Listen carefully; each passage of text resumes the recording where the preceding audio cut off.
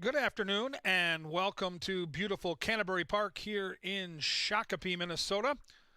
Under cloudy skies, the main track is listed as fast and the turf.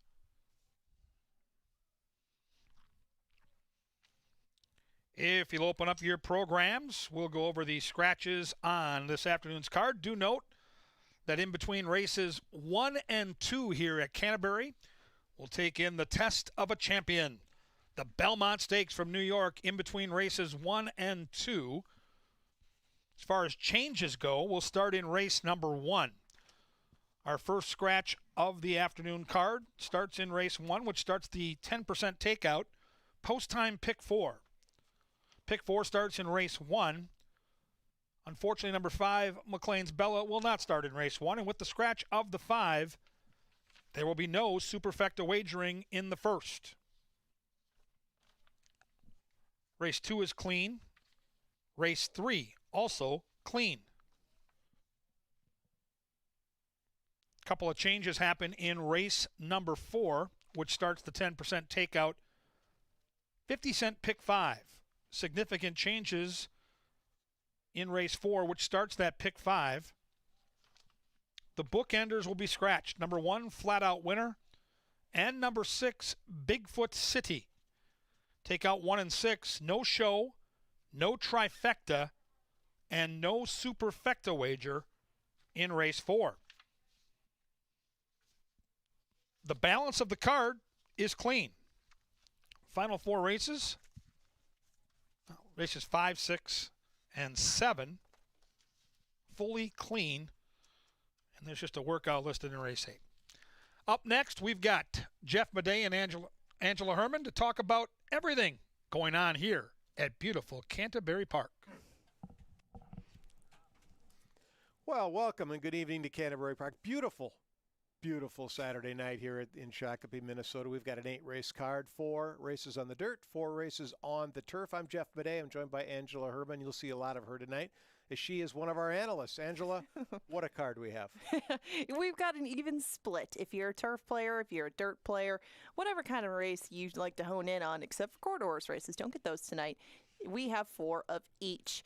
Now, going into both of the sequences, I found a few more prices or at least opportunity for value in the later part of this card.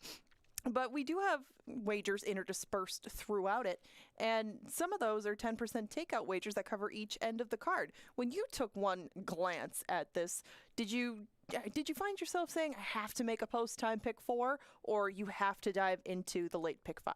Well, I might play the post-time pick 4, but I have to save some money up for the Belmont as well, which That's comes true. right after race 1. So I might just rely on Kevin Gorg's post-time pick 4 selections and see if I can afford that ticket. But That's I've got to fair. load up on the Belmont. Now, before the meet began, I asked the STEAM team, the 3 members of the STEAM team, you, Gorg, PA, about 3 things. Give me 3 things to look for this meet. You mentioned, one of yours was, you asked the question, will Daler Barrios Lopez, the apprentice rider from Turf Paradise, continue the talented riding that he showed at Turf Paradise when he shifted to Canterbury Park? And he absolutely has. He has 7 wins, and 4 of those came on the turf, 4 out of 11 on the grass. What's the secret to his success, and why did you think he might? Because I think that was a rhetorical question. You knew that he would continue that to show the talent that he showed there. What did you see in his riding? Well, it's always interesting to see if a younger rider can take their act on the road. They don't necessarily have the same support system. They don't have the same people that they're riding for. It's just not exactly the same. And when you're in your first season of riding as an apprentice, you just don't know where exactly the word has spread that you can ride. And obviously it's spread up here because a lot of live mounts have been going this kid's way, and he can ride. I mean, he can ride on dirt, he can ride on turf, and sometimes there are challenges when a jockey is just starting out. Maybe they develop one kind of style that they're very good at or one kind of mount that they get, but really he has been an exception to that sort of thing, and whatever race you see him in, you have to factor him in, especially if it's a horse from Arizona that he knows very well, because he seems to get them into the right spots, and he's been putting his horses in the races, so a lot to like about him, and the fact that you get a little less weight to put on the horse's back. Well, one trainer that did recognize the skill was probably the only Kentucky Derby winning trainer we have on our backside, Chip Woolley. He uses this kid a lot, and they've had success together. So He won the Derby. I think he can win races at Canterbury. He's found himself a very good rider in the Bug Boy, Daler Barrios Lopez. Now, I mentioned the Belmont. That's going to come up after race number 1, approximately 6:02 p.m. The Belmont, a mile and a half, a nice field. The Derby winner not in there. Preakness winner is in there. Who do you like? I have to stick with the same horse that I've been riding with for a little while. You know, it's one of those things. I liked him so much in the Derby. Forte, we're talking about. Yes, I know. I was getting there, but I want the people to know where you're going. Yeah, Forte. I haven't seen in, 9 weeks. Yeah, I Forte. know. I know. You don't need my endorsement to find the favorite, and that's fine. But if I'm going to stick with a horse that I think is the best of his generation, and generally I think they'll be the best at most distances, including a mile and a half. I'm interested in the board, though. Always looking at the board to see where the money's going and where you can find value in the early wagering. Now, of course, that can all change by the time it gets to post time, but Kevin and I were taking a look at Tapit Trice and the price that he should not be at, because at last check, I believe he was 5 or 6 to 1 or something like that. And I thought that he, Angel of Empire, and Forte would be closer on the board than they are. But if you're looking for some sort of value in that field, I'd say right now it's Tapit Trice. I was talking on the radio with Paul and Kevin. If you can get Forte at 4 to 1, which doesn't look likely, then go for it. But otherwise, there's exotic avenues to take. I just think that Forte at this juncture is the best of his generation, and we find out how far he can carry that great ability. No, I tend to agree that I believe the shorter prices are in this race are probably the ones that are going to be at least in the top 2. So maybe you can find a bomber in the 3rd spot if you're playing the trifecta and try to turn short prices into big numbers. Now, if you're looking for big numbers, Dave's Faves tip sheet, it's available at both entrances every day, $2. He gives you winners. He's giving out multiple pick 5s. Dave's Faves. We added him in last year, and the fans demanded that he return. It practically comes with the big balloons attached. Absolutely. You know, It's fantastic the things that go on here. Now, you're going to have a little break after race 1 before the Belmont, and it's dinner time. So where do you go? Well, I mean, you get your Belmont wagers in, and you can go a number of places here. Now, we have some of the same olds. We have Bo Diddley's. Well, I guess that's not old, but we have Bo Diddley's. We have Pizza and Pasta, the old reliables, and we also have a new spot, Fa Mai. But being the expert that you are on all things Canterbury, I want the best item. If you are looking for some place to eat around here, and you get there, the menu's huge. I mean, Jeff really knows his menus, especially around here, especially when it comes to pho. So we start with Bo Diddley's, the best item on that menu. All right, well, I'll tell you, Bo Diddley's what I get. You get the Italian, you tell them to make it the Madej way. It'll be sliced. You can share it with a friend. Fantastic. That's your Bo Diddley's. Okay. At Fa Mai, it is absolutely the egg roll, top notch, and at Pizza and Pasta, and they're going to be busy tomorrow. They all will. It's a slice of pie. You want to get in, you get out, you get one, because tomorrow is Bulldog Racing. 15,000 fans will be here. You're going to want to be efficient when you're eating. Get to the places where you can eat. Right. Northern Stars Turf Festival comes up June 21st. Biggest night. Biggest night of the season. We got a lot of stakes races. We got turf racing. We got dirt racing. Got a lot more invaders than we normally would for a card, but we really stack them all up on Northern Stars Turf Festival night. And if turf racing is your thing, and you can't necessarily find it everywhere, that is a night you are going to want to keep an eye on Canterbury Park. All the stars are here tonight at Canterbury Park. Let's take a break here. Today at the Races coming up next with Kevin Gorg and Paul Allen.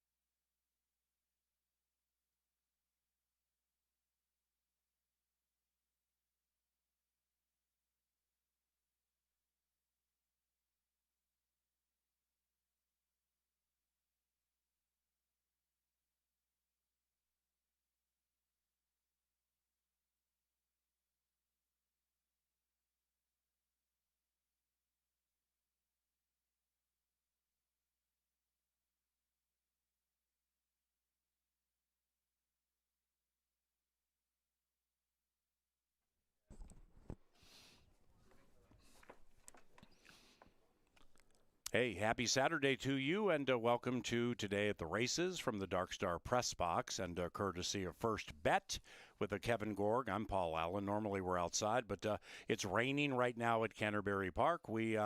At least I am not going to play elite meteorological mind and pretend to know when it's going to stop. Been a lot of that at the racetrack over the last hour. Why would that be the case? Because we have good turf racing tonight. The Chasers pick is in race number 7, and it's one of 2 win bets I'm making this evening, and it's Belmont Day, and we want a lot of people to come out here. So we are inside for now. Main track fast turf course still firm until further notified, and Senor Spotty joins the conversation now. What do you think about the night?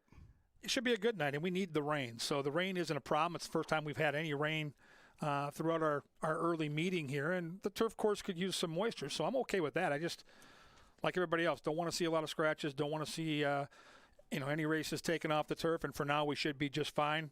And that pick 5, which I'll get to later on the card tonight, with that 10% takeout is really challenging. And they're not giant fields, 6-7 horses in these fields in the pick 5, but I like races PA where there's 3 or 4 horses that legitimately can win, and that's what we've got tonight. Now, the Belmont Stakes takes off about 6 o'clock, so we're going to run our first race. Then we're going to pause for a little bit. You can get some food and some drinks and everything, and then the Belmont Stakes, about 10 minutes after that, we will have the second at Canterbury. So with the Belmont Stakes, we got something going on here I need to know about? Oh, we're off the turf at Canterbury Park, we just learned. Thank you. Outstanding. Thank you, Moosey. So we're off the turf. Scratches will come filtering into Today at the Races. Angela or Kevin will share them when analyzing races, likewise for yours truly calling them. But we are off the turf at Canterbury Park this evening. Belmont Stakes, the latest odds that we saw was within the last hour. And Forte, who would have been favored in the Kentucky Derby, he is 2.5 to 1 in favor. That's 5 to 2, closely followed by Angel of Empire. What do you think of the Belmont overall, and how would you suggest people bet it? I love the race. Yeah, anytime you go a mile and a half, it's uncharted water, so nobody really knows. Even the men and women that take care of these horses, they don't know. You go by bloodlines, you go by history, and some trainers have had a lot of luck at this distance. Others have not. Brad Cox has won it. Todd Pletcher's won it 4 times. So I look at that, and then I look at the favorites, and I try to beat them. And frankly, I don't think it's too difficult to get around Forte. Now, he may win the race. I agree with Angela. He's been the best horse of this generation going back to the Breeders' Cup Juvenile last year. But we're talking 10 weeks off, some missed training. And I'm not completely sold on the fact that this horse is bred to go a mile and a half. So at 5 to 2, he's completely going to be off my tickets. If he runs first or second, I cannot cash. So I'm out on him. I'm going to use Angel of Empire underneath. The 2 horses I'm keen in on are the 2 Tapit Trice and the 7 Hit Show. I like them both. Most recently, I saw 8 to 1 on Hit Show and 6 to 1 on Tapit Trice. If they're close in odds, I'm playing Tapit Trice. If Hit Show drifts up to 10 to 1, and Tapit Trice is down around 4 to 1, then it's a no-brainer, and I play Hit Show. The horses I'm going to use underneath, I'm going to focus on the outside horse, Red Route 1, the 9, who I think can get a piece of this thing at a price, and the 1 Tapit Shoes, with last check was around 15 to 1. But I'm all about 2 horses, the 2 and the 7. How about you? I'm making a win bet on number 3, Arcangelo, third off a layoff. Not as seasoned as several in here, and that's very easy to figure out. And also with more youthful vigor than several who have raced 6, 7, 8 times, and Arcangelo's run 4. But I like Arcangelo at this distance, and I think the horse is fresh, and I think it's going to get he's going to get a trip that's going to be a stalking trip. Where he's not going to have to break neck on the lead, but he's also not going to have to be Silky Sullivan and be 20, 30 lengths out. So I'll try Arcangelo. He's 7 to 1. Speaking of Belmont Park, since I've been here, which is about for 2 hours, I think I've seen you make 3 wagers and lose 3 wagers, okay, which shocks me because in the time I've been here, there have been 5 meteorological predictions made in this press box. About where the rain is, which way the wind is blowing, when it's going to hit, and when we're going to be off the turf. And when we're going to 4 of them, and we Every are going to be off the turf. No, but here's the deal. On. Because not only when you made those prognostications were they accurate, you had people go in your face and say, no, you're wrong. No, you're a weather terrorist. No. So, I mean, you're great at doing this, but maybe some side money, like a meteorological career, backing up Juhas or Sven Sundgaard or whomever? I've made 2 win bets. Yeah. They both run second, including a Canterbury horse in a graded race, the Brooklyn, a couple hours ago. Hats off to Cordy Rosine and his team. Which horse was that? Calibrate. Canterbury horse Wow. ran here 3 times last year, runs second in a graded race at a mile and a half. Bet him to win. He runs second. Bet another horse to win who ran second on the turf. We both had the same horse. And then do the straight exacta, knowing that Cody's wish can't be beat. Identify White Abario as the horse that's going to run second. 20 to 1. Have a $50 X, and that horse loses the head bob. So, yeah, it's been that kind of day. But the day comes down to one thing. It always comes down to the Belmont. And you save most of your bankroll, and you push those chips in, and let's play. Yeah, and that's the beauty of horse racing. We don't have to tell the hardcores, but, I mean, you can go 0 for 4, 0 for 5, 0 for 6, but then you take that right swing, and you hit that good swing, and 2 things happen. A, you get all your money back, and B, your nickname becomes the Chaser. So the Belmont Stakes at about 6 o'clock, we're both going to be chasing a little bit, and we'll see what happens. So best of luck in the Belmont Stakes. And once again, Canterbury Park is off the turf due to some precipitation. At last check, we were getting pounded a little bit with rain, and obviously enough to pull the races off the turf. Now, in the first race, at last check, scratch number 5. At last check, scratch number 5, McLean's Bella. So with this one, we would have no superfecta wagering. Everybody in here was scheduled to make their turf debut.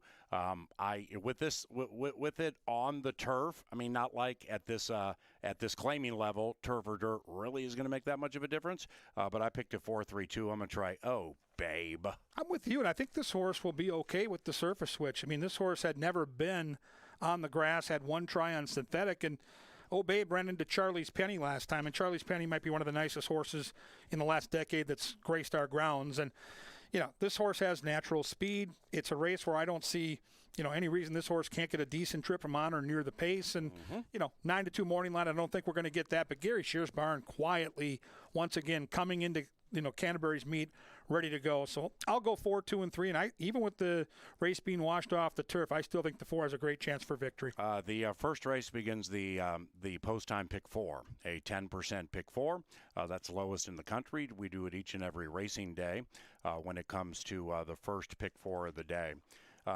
Angela Herman is writing down some scratches, or we have a delay. Okay, we're going to have a delay with race 1, which means we have lightning in the area, undoubtedly. Thank you, Angela. Appreciate you. Steam team taking care of each other. 5:27 is post time, so we're delayed 20 minutes. 5:27 is scheduled for now to be the post time. No turf racing, and a 20-minute delay with race number 1. All right, so after race 1, and let's say that whole thing's done with the winner's circle procession and everything at about 5:35, 25 minutes after that will be the Belmont Stakes. That's when you watch and wager on the Belmont Stakes. When you're betting it, please indicate if you're betting at a window that you are wagering on Belmont's 12th race. Belmont's 12th race for win, place, show, exacta, trifecta, superfecta, or maybe that late dub. Dr. Dan's Daily Double makes its way to Long Island. Race number 2, no scratches, no rider changes, no turf racing, but we're currently still listed as fast on the main track. Kevin Gorg and Angela are on number 5, JT's ATM, or if my day continues the way it's gone through the last 2 hours, it's going to be PA's ATM. And I take number 1, Tim's Buddy. Why do you like the 5? I like the 5 because he's got the best early speed. He's in great form right now, and I just think this horse knows how to win. 11 wins from 38 career starts. Drawing outside of some of the other speed, including your horse, will give the bug boy, Barrios Lopez, some options, and I think he's going to use those options well. Last time in, I thought he was in a race that was not suited for him. He's 0 for 6 now on the turf. He's back on his favorite surface. He's a win machine. I don't think he'll be a great price. I think he gets the money. I'll go 5, 6, and 4. And Optimal Courage, who you pick second, I did not take in the top 3 and might have made a mistake here with this outside speed, 7 of 15 last year, and overall at the distance, 1 for 6. But Optimal Courage has made some money in the past. Shoot, I mean, last year this horse made $100,000. Yeah, nice horse. Why didn't you take that one on top? Well, I just thought, looking at those two, I still think Optimal Courage is better on the turf, and I think JT's ATM is better on the dirt. So it was a coin flip, honestly. I know Track Phantom is bullish on Optimal Courage, so it was a tough call, but I think JT's ATM will get the jump on Optimal Courage. Optimal Courage shows more speed on the turf. On the dirt, he kind of tends to sit off the pace. And if the 5 can get the jump at 5.5 furlongs, that should be all she wrote. Yeah, right. And I have a horse on the inside, ridden by Carlo Lopez, who not only is having a pretty good year at about 20%, but the trainer Asperino clicked last time we were racing. So maybe the game of cycles will be going the way of this unit. I'm taking Tim's Buddy with elite early speed, and elite early speed on the inside, going 5.5. We'll see how the track plays, because it's good to watch these dirt races as early as you can to see if there are any tells with what part of the track is good, depending on how wet it gets. 8 for 16 in the top 2 at the distance, and raced one time at Canterbury Park, but that was obviously nondescript. So I'm going to take Tim's Buddy first. I'm going to go 1-5-4 in race number 2.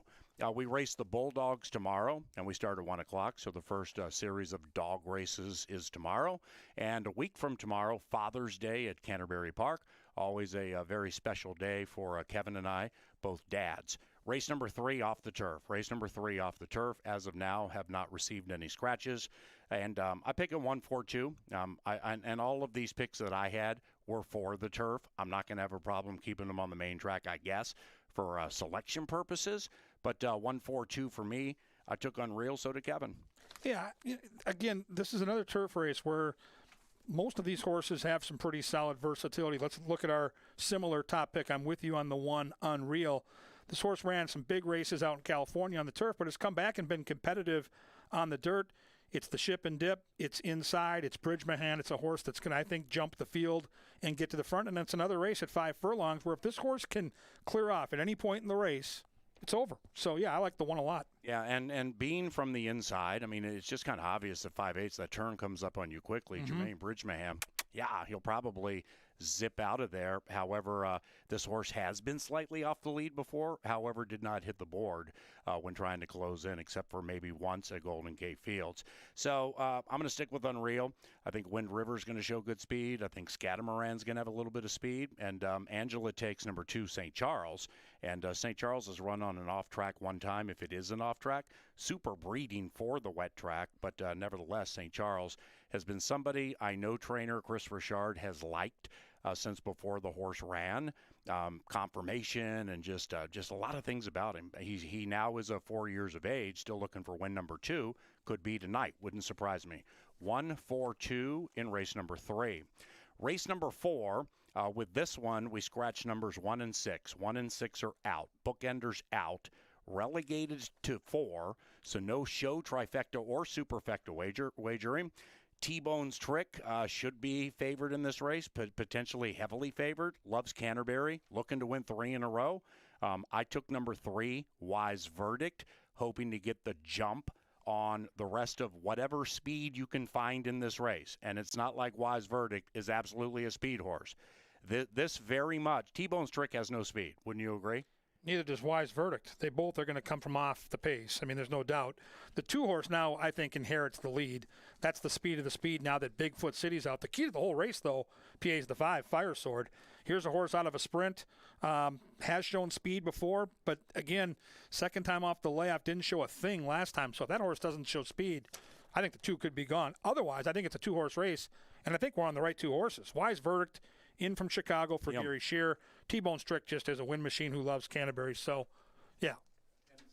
Yep. No, if you could write the scratches down, Judge, that'd be great. Appreciate you. Yeah, we'll get scratches as they come, but I think it's a 2-horse race between 3 and 4. Yeah, well, what I was getting at with the Wise Verdict is this when it's a 4-horse race or at a mile, it's a jockey's race. Now, they're going to have the right kind of horse to get around a mile. For sure. But I'm telling you right now, if Wise Verdict is like 5, 6, 7 off the lead, I don't see it coming. So I think you're going to see some things from horses here that you can't necessarily see in the past performances because of race shape and how it's fallen. I mean, if they let the 2 go with Harry for Jose Silva it's Jr., a problem. Well, that horse should be 1-2 or like 2-5, and I don't think it will be. Well, we'll see. 3, 4, and 2 in race number 4. The 5th race is off the turf. The distance is okay. This one begins our final pick 4.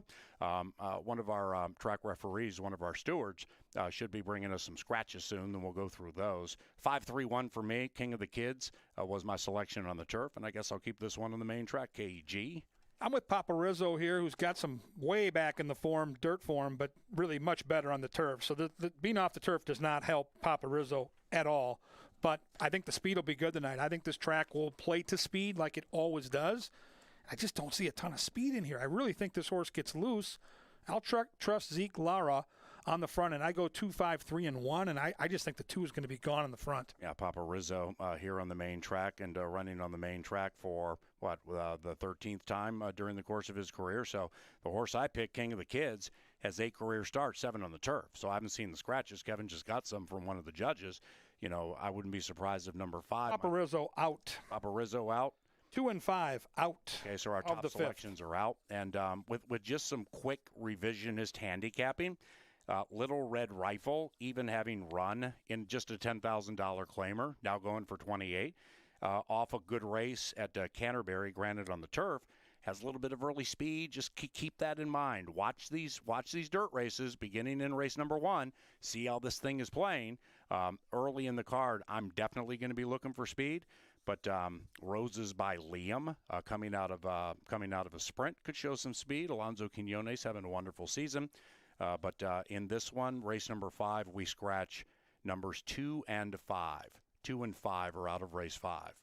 Race number 6, any scratches? Or are we good? No, next scratches happen in race 7, so I'll wait with the scratches till we get to the 7th. Race number 6, main track, still listed as fast. Once again, 5:27 is Canterbury Park's post time. We have moved back our post 20 minutes with some lightning in the area, and we are off the turf. 274 for me. It's Bob's Business first. 274. What about Spotty?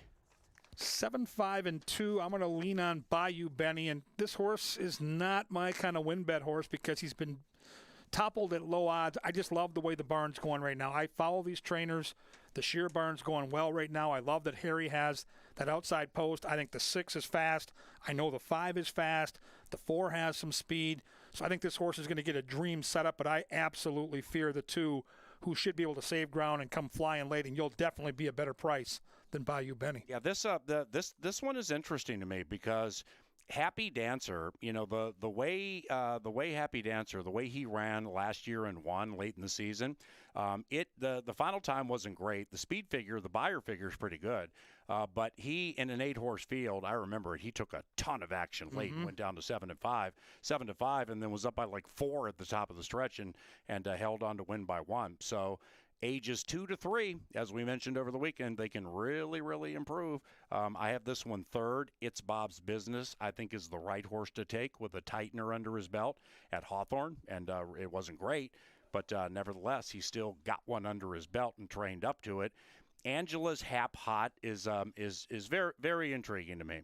I remember when Hap Hot debuted, she picked that horse off some really good breeding-related analytics, and subsequently, you know, the horse has made $44,000 in just 5 starts coming off a layoff. That one could be moderately interesting.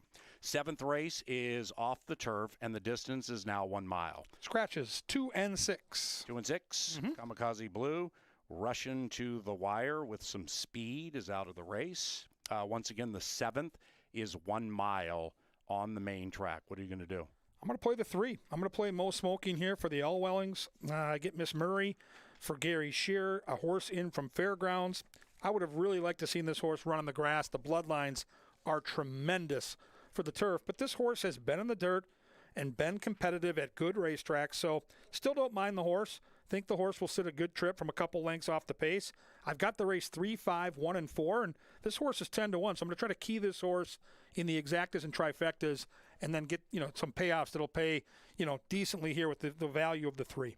I'm taking number 1, Royal Laughter. Kevin mentioned earlier in the presentation the horse Calibrate, trained by Cody Rosine, picking up a nice big fat check on a Belmont Stakes Day. Cody trains this one, and Daylor Barrios Lopez rides. I've been very, very impressed with how that young man rides. So I'm looking out of a $100,000 maiden race at Oaklawn. to a $27,000 maiden race here and having the inside with some works up to the race. I'm just looking for markedly more in what I still think is the most wide open race of the card. So I'm going to take it 1, 6, and 5. 8th race, got anything over there? Yeah, I like the 8 here a little scratches? bit. No scratches. We're clean in the 8, so that's good. No scratches. 2, 5, 7 for me. I'm going to use the 8. I'm going to go 8, 2, 5. So we've got some similar horses. I like the attack post for Harry Hernandez here. Yeah. Riding for Larry Donlin. To me, that's noteworthy. The fact that Harry gets on this horse, he's ridden it once before. I like the position. I don't like these races down at Founder. These are sneaky good races. Little baby allowance race, straight $5,000 claimers, been flashing speed. I just think this horse gets a wonderful trip. I fear the 2. I think Moonshine Moxie is absolutely the horse to beat. 8, 2, and 5. And Moonshine Moxie got one race under her belt this year, and she ran okay. I mean, it was against restricted $4,000 claimers. So, I mean, to some that could be about bragging about getting straight A's at junior college, but nevertheless still found a way to pick up a check. So now you go to the Canterbury part of the equation, 5 for 8 in the top 2, and the big white mare always has loved Canterbury and has a victory at the distance. So I'll take her. Number 5, Sails in the Sunset. The times here are 21-2 and 43-4 to the half. Now, I'm sure they're right. I'm not second guessing Canterbury Park's timer.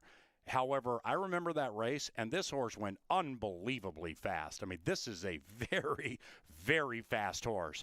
So if Erica gets the jump on the field, is able to get to a good path and just kind of chill, then go, and doesn't get a lot of competition until, say, the 3/16 pole, this horse winning is no surprise to me. So I take it 2, 5, and 7, and this whole thing should be a humdinger, including the Belmont Stakes.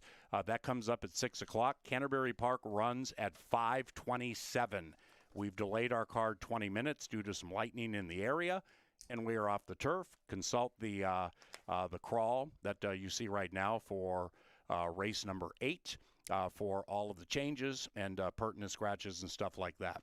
Angela Herman and Kevin Gorg coming up and coming at you soon with angles and power plays and much more. And I'm Paul Allen. Thank you very much for watching, and good luck. Perfectly timed. Into the gate they go for the match.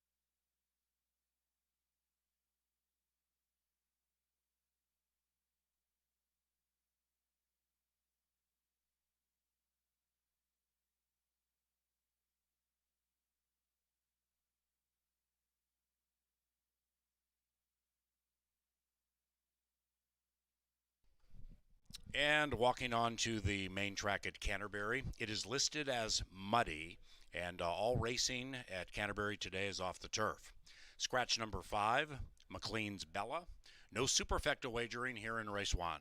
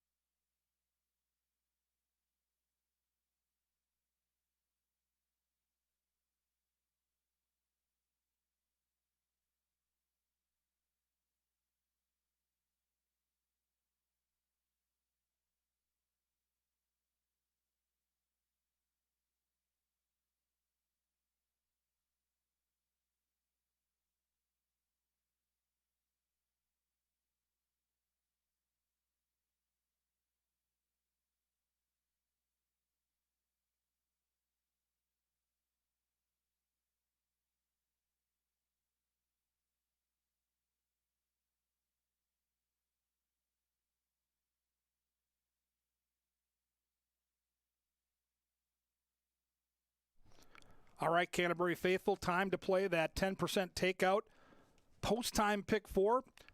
Ticket I have assembled here is a very affordable $18 ticket. Just 2 horses here in the first race for me. I really like the 4 a lot here, Oh Babe. And Oh Babe now 2-1, getting bet at the windows. I think the 2 is clearly the horse to beat. Fans agree.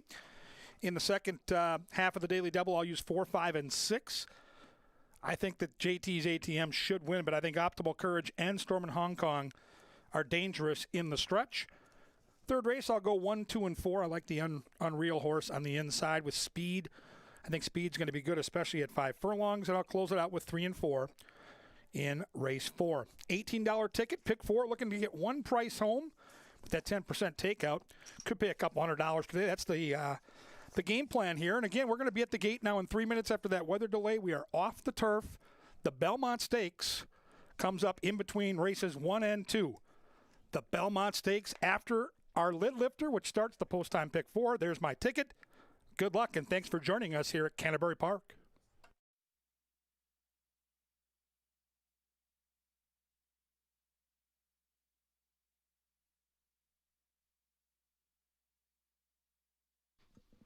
Saturdays at Canterbury Park are provided by Continental Diamond and the Minnesota Lottery. We also thank Apple Autos, Ashley Home Store, Jim Beam, Kim Crawford Wines, Quick Trip, and Loeffler.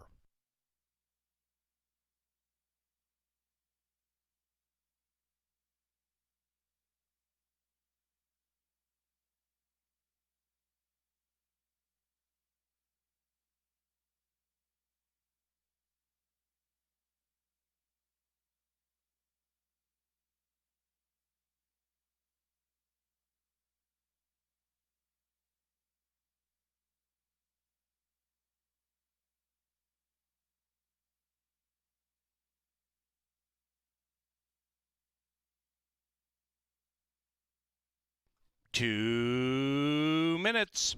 Our feature groups tonight include Enterprise Holdings and Night at the Races.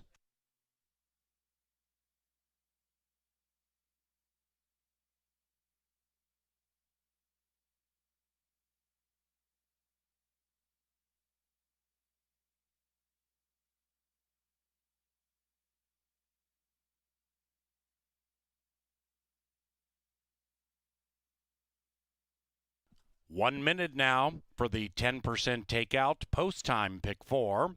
And the first race is provided by Loeffler, Upper Midwest's largest privately owned business technology and service provider.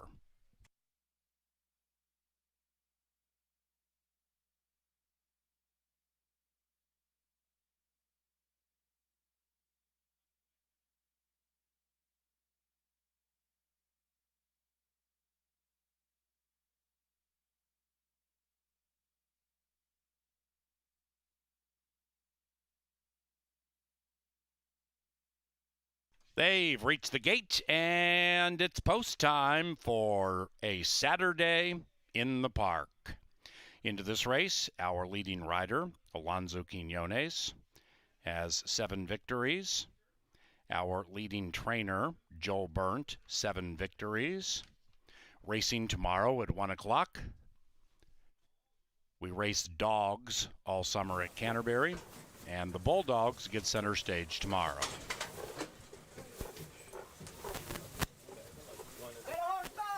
Last one, Savona. Here they come, and welcome to the show. And they're racing. Slow beginning for Thorn. Crowd was not in full bloom when the gates popped. Outside, Savona and Luis Valenzuela looking for that lead. Oh, Babe showing speed to the inside of that speedster. Then we come to Royals, Lil Diva, 2.5 lengths out of it, but in tightly. And Thorn Crown from last to third to second, joining the lead off the far turn, and this one is 3-1. They're approaching the top of the stretch. On a muddy main at Canterbury, it's a quintet covered by 8. And round about the quarter pole, Savona trying to hold off an on-charging Thorn Crown. Behind them is Royals Lil Diva. Oh, Babe looking to re-engage on the wide side and looking good. Oh, Babe on the outside, and Royals Lil Diva closest to the rail with Savona into the final football field. Oh, Babe, our first winner.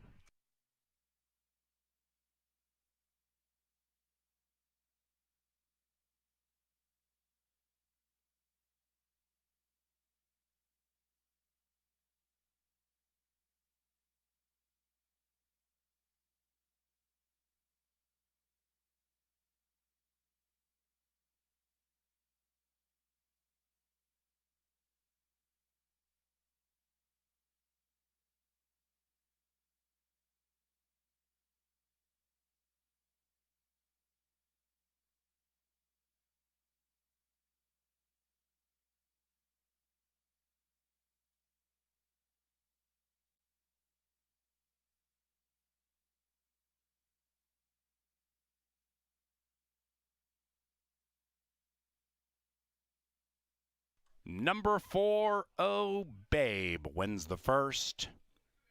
4-6-3-2 on the muddy main.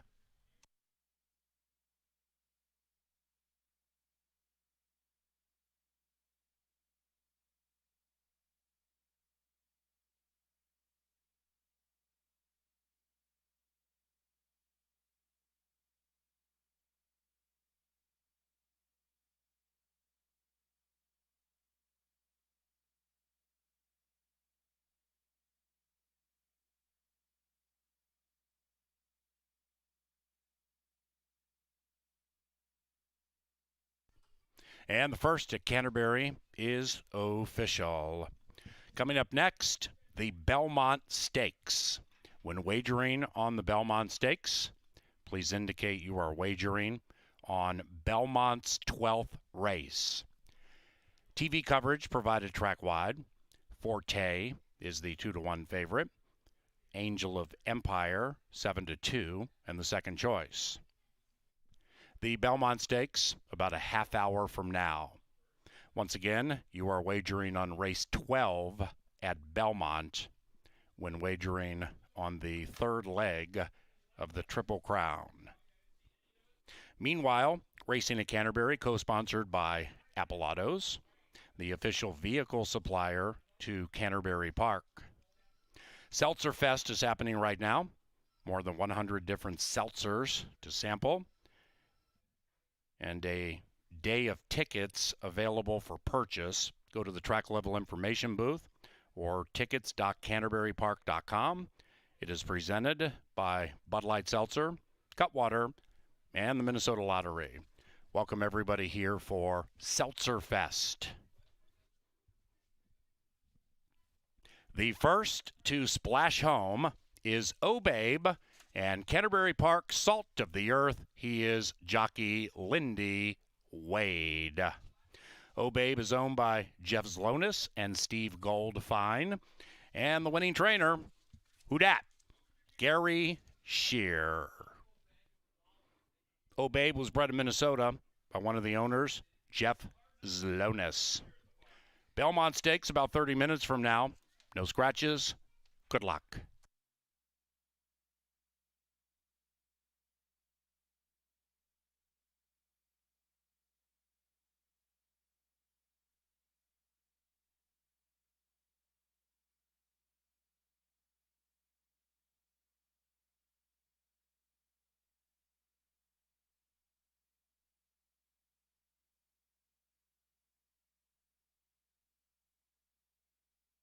Welcome to the show.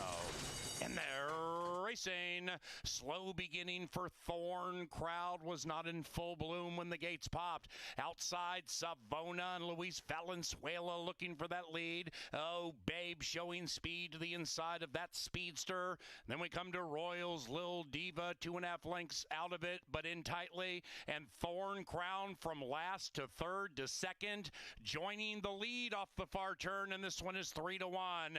They're approaching the top of the stretch on a muddy main at Canterbury. It's a quintet covered by 8. And round about the quarter pole, Savona trying to hold off an on-charging Thorn Crown. Behind them is Royals Lil Diva. Oh, Babe looking to re-engage on the wide side and looking good. Oh, Babe on the outside, and Royals Lil Diva closest to the rail with Savona into the final football field. Oh, Babe, our first winner.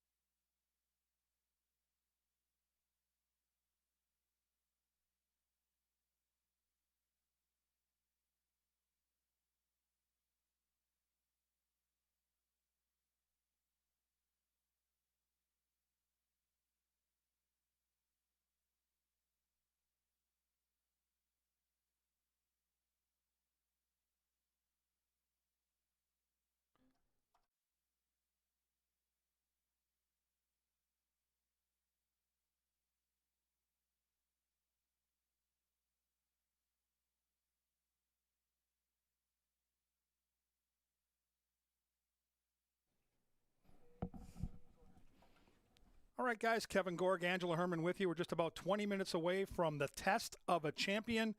It is the Belmont Stakes. Angela, star-studded day today in New York. We've been out here in the press box watching these races, and not easy to make money when favorites dominate, which they have today in New York, but we have seen some unbelievable talent on display, probably highlighted by Cody's Wish. Yeah, just things really kind of playing out how they looked on paper, and that isn't always the case, especially at Belmont Park, or if weather gets involved or something like that. But really, a lot of it's just played out very logically. So, I mean, take that as you want into the Belmont if you think that that trend will continue. But this is going to be a whole different beast than the rest of them. It's going to be a mile and a half. It's going to be, for most of them, the only time that they have to do that in their lives. So who's in the right place at the right time, and who's of best value? Those are the main two questions when it comes to Belmont. Let's take a look at the board and maybe talk to the fans here about things that maybe you expected that are on this board, maybe some things that surprised you about the betting so far. I would say the biggest surprise for me is that these two are at the same price. And the ones I'm pointing to are the 2 Tapit Trice and the 4 National Treasure. I respect the fact that people will bet Bob Baffert even if he brings over a golden retriever, but I still think that at least what they've shown thus far, there's a big discrepancy between these two. You win the Preakness, congratulations, that's fine, but this is a much better field. And given the distance tendencies that you would pick up from both of them from their previous races, I think this far favors Tapit Trice rather than National Treasure, so I'm shocked they're both 5-1. That's the biggest surprise to me. And I'm with you. See, in the Preakness, this horse got a base on balls. National Treasure dictated a very slow pace. It wasn't a star-studded field. He took care of business. Right. It's not happening today. I think there's going to be all kinds of speed. I think the inside horse is going to show speed, no question. I think one of the field's long shots, Il Morocco, is going to show speed. Yep. I think the pace, I don't think it's going to be crazy fast, but I think it's going to be faster than people think. And so what I believe is horses like Angel of Empire, Forte, Tapit Trice are going to get a setup, and we're going to find out because none of these horses have traveled a mile and a half which horses want to go that far and which jockeys make the move at the right time. For me, the Belmont puts pressure like a turf race does on the jockey aboard to know when to go, because if you move too soon at a mile and a half, your horse is going to come up short late. Right, and it's because none of these are established mile-and-a-half turf horses or dirt horses that can get this distance regularly. You know what you have, and you have to spread it that much thinner when you're going a mile and a half as opposed to a mile and a quarter, a mile and a 16th, a mile and an eighth.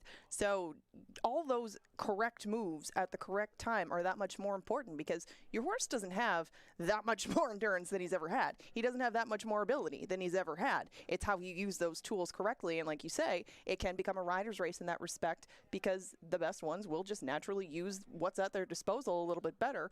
So I guess I'm picking out who do you think drew the best for a mile and a half? And what I'm getting at more is what led you to Hit Show? Because I know that part of getting to Hit Show was his outside draw. And where do you think ideally you would like to be for the first half mile? Yeah, what led me to Hit Show, part of it is the post, but really a big part is I went back and watched the Kentucky Derby, and he had to have the inside post with 17 horses to his outside on the first Saturday in May, and he navigated an okay trip, but he had to rally wide on the backstretch and make a premature, speedy move into the pace, and then he got a little tired late and finished 5th.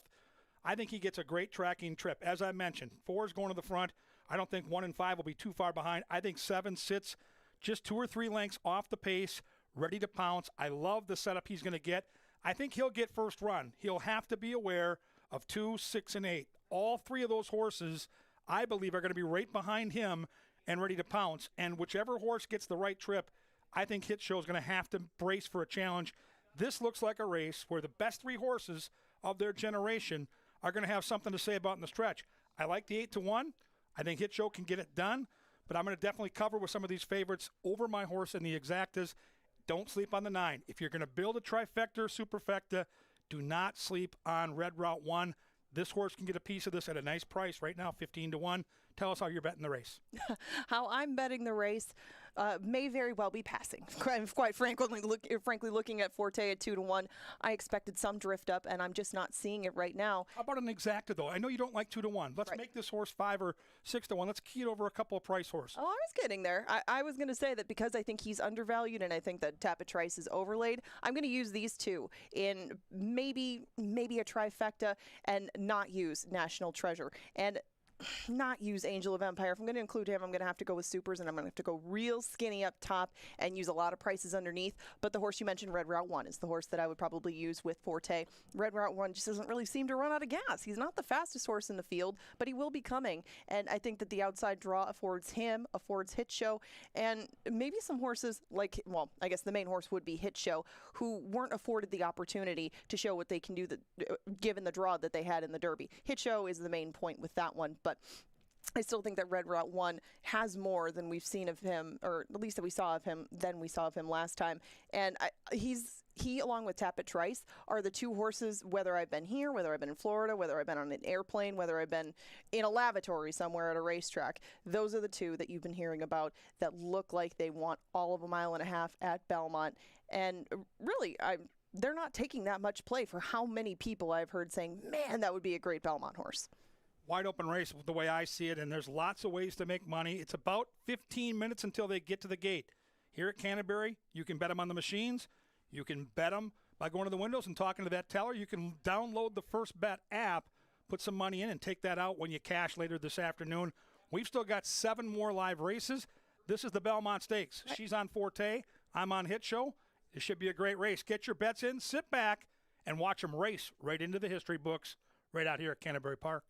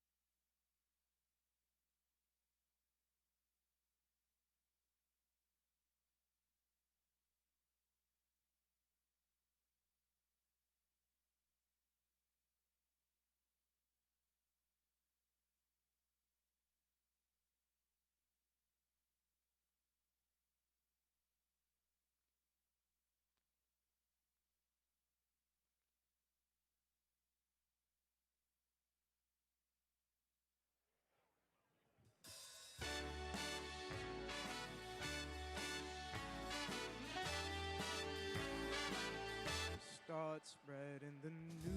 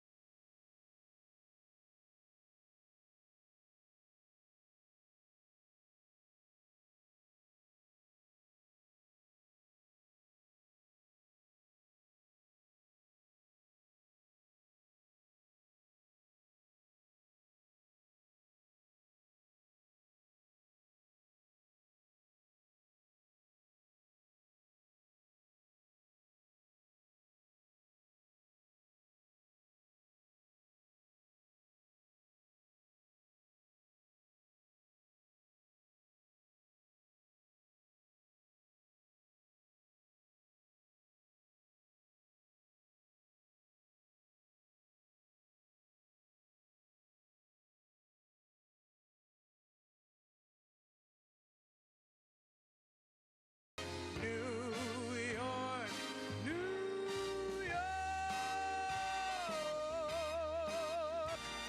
New York.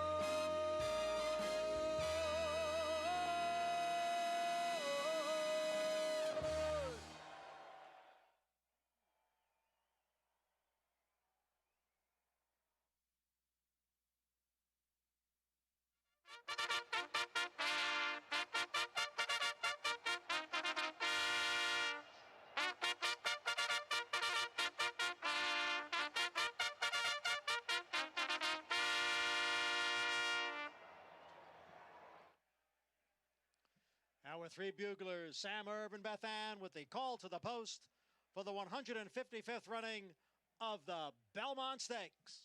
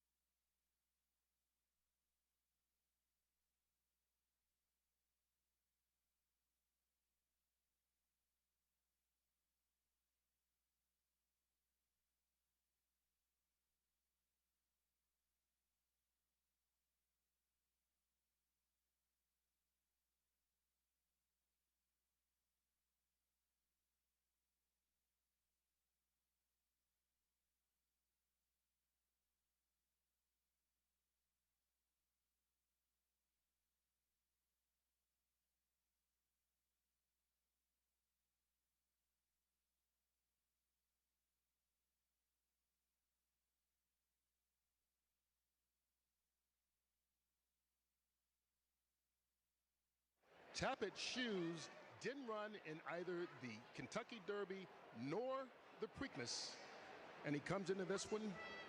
You think he's got a chance? Yeah, I mean, he's won at 3 Brad consorts in this race. Tapit Shoes down on the rail.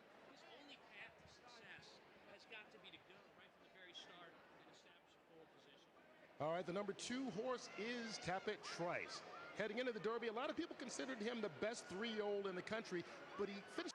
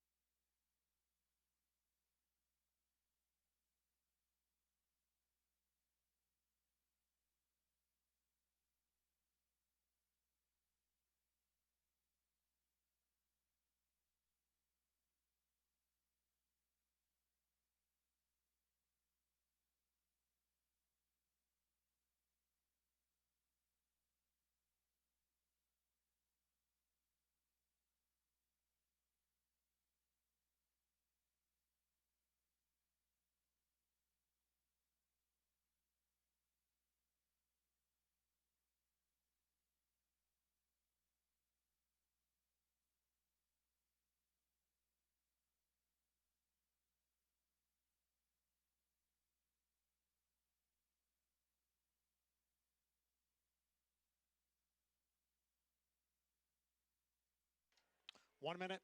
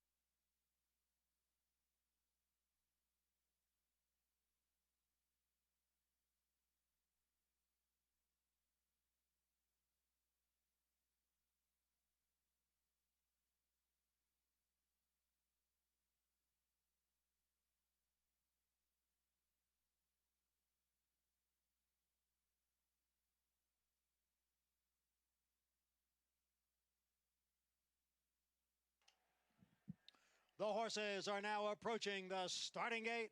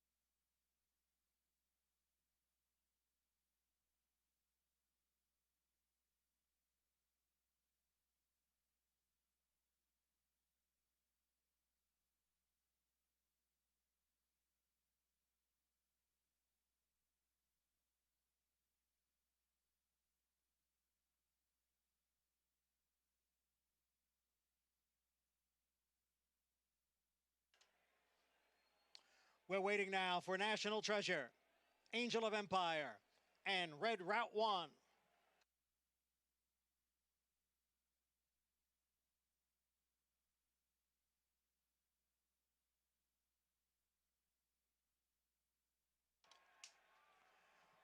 We are set for the start.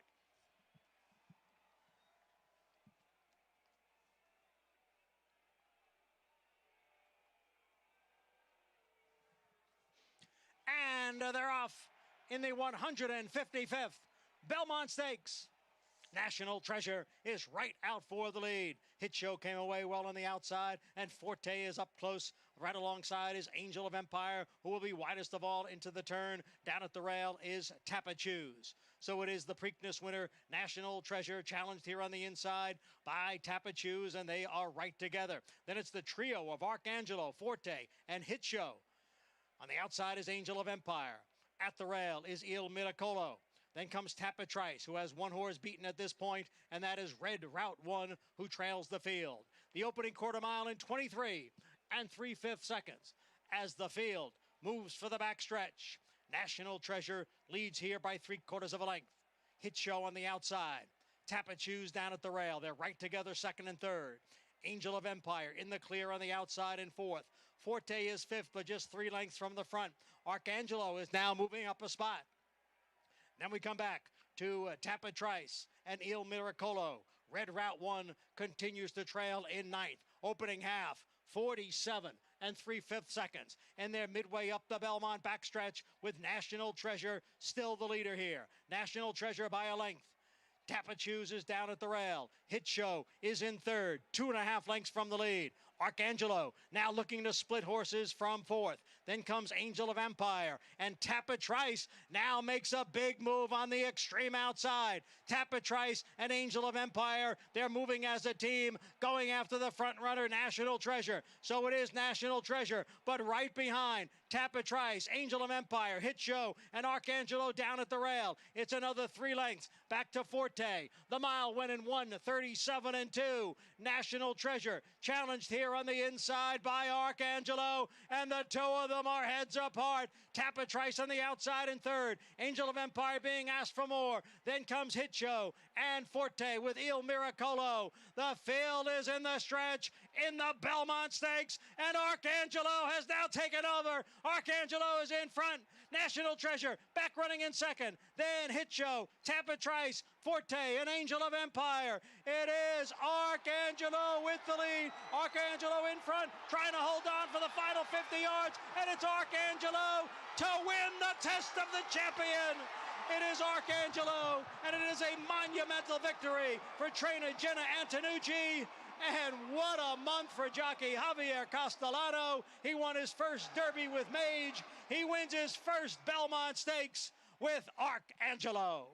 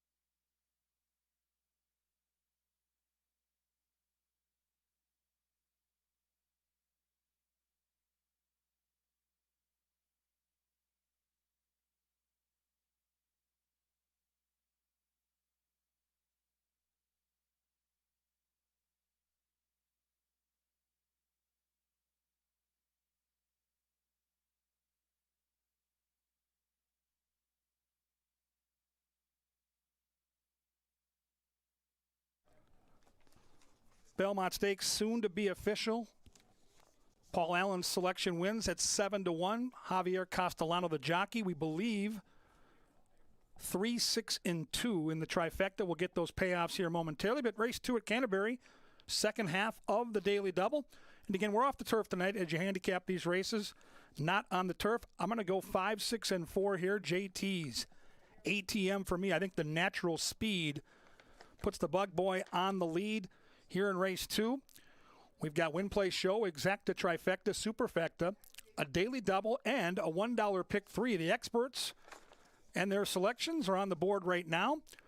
Our next live race, second of 8 tonight, happens in about 6 minutes. And the Belmont will be official and cashable here in the next couple of minutes. Jenna Antonucci with the training job. Javier Castellano gets the win. Arcangelo at 7-1 wins the Belmont Stakes. Race 2 coming up and coming at you next.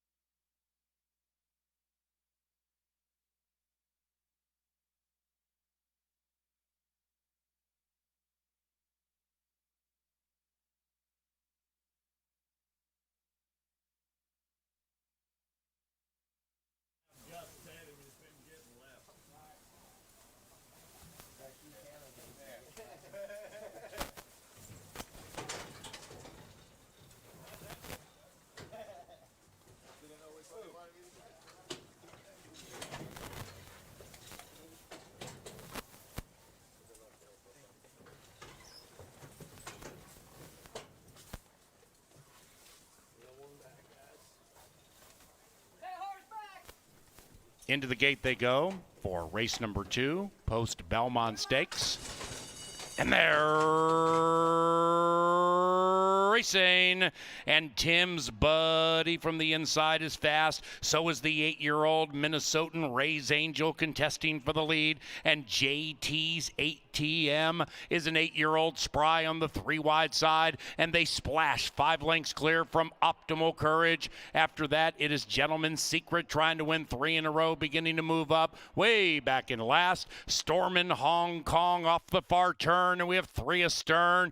JT's ATM on the 3 wide side, kicking on. Tim's buddy secures the inside, and between them is Ray's Angel. Gentleman's Secret angles off the rail for the stretch drive. Farther out is Optimal Courage, and Stormin' Hong Kong is running on fast, but still very far out of it. It is JT's ATM. Here's Optimal Courage to attack. Stormin' Hong Kong's on the inside, absolutely sizzling, passing horses one by one, but it looks like it'll be too late. Optimal Courage, Stormin' Hong Kong, Optimal Courage from a surging Stormin' Hong Kong. JT's ATM third.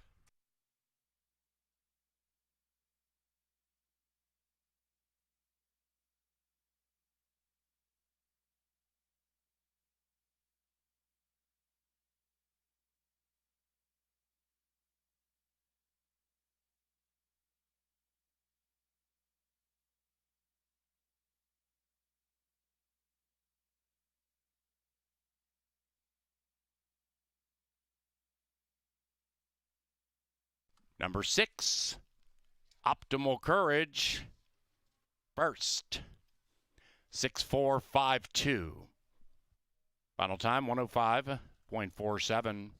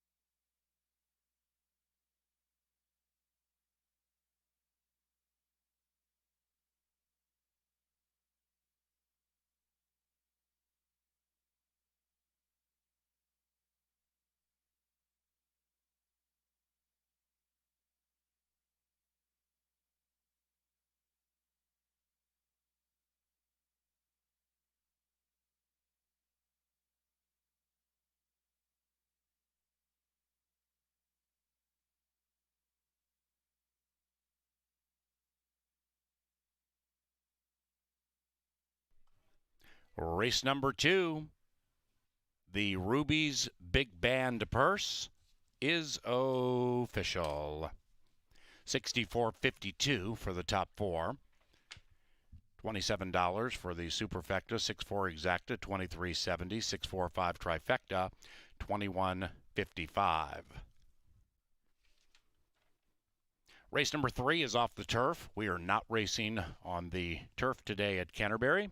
No scratches, no rider changes for race number 3. It's about 20 minutes from now.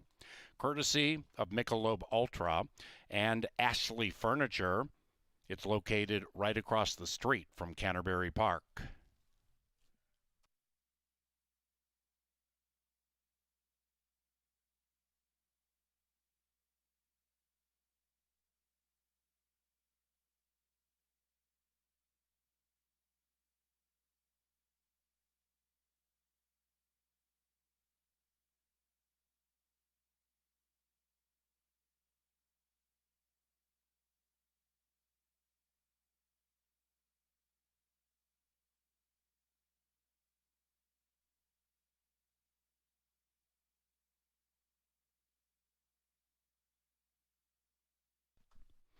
Now entering the winner's enclosure, it is Optimal Courage and Alfredo Barajas.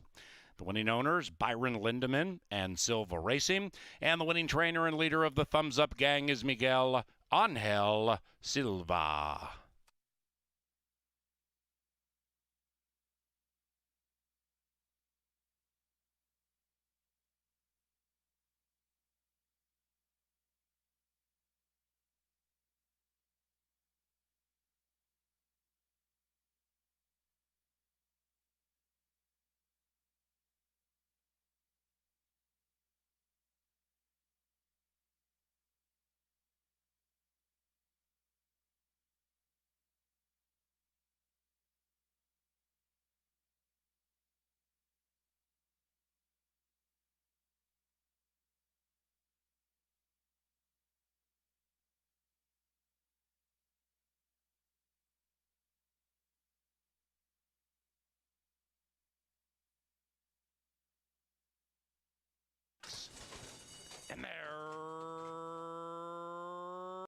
racing. And Tim's buddy from the inside is fast. So is the 8-year-old Minnesotan Ray's Angel contesting for the lead. And JT's ATM is an 8-year-old Spry on the 3-wide side. And they splash 5 lengths clear from Optimal Courage. After that, it is Gentleman's Secret trying to win 3 in a row, beginning to move up. Way back in last, Stormin' Hong Kong off the far turn, and we have 3 astern. JT's ATM on the 3-wide side, kicking on. Tim's buddy secures the inside, and between them is Ray's Angel. Gentleman's Secret angles off the rail for the stretch drive. Farther out is Optimal Courage, and Stormin' Hong Kong is running on fast, but still very far out of it. It is JT's ATM. Here's Optimal Courage to attack. Stormin' Hong Kong's on the inside, absolutely sizzling, passing horses one by one, but it looks like it'll be too late. Optimal Courage, Stormin' Hong Kong, Optimal Courage from a surging Stormin' Hong Kong. JT's ATM third.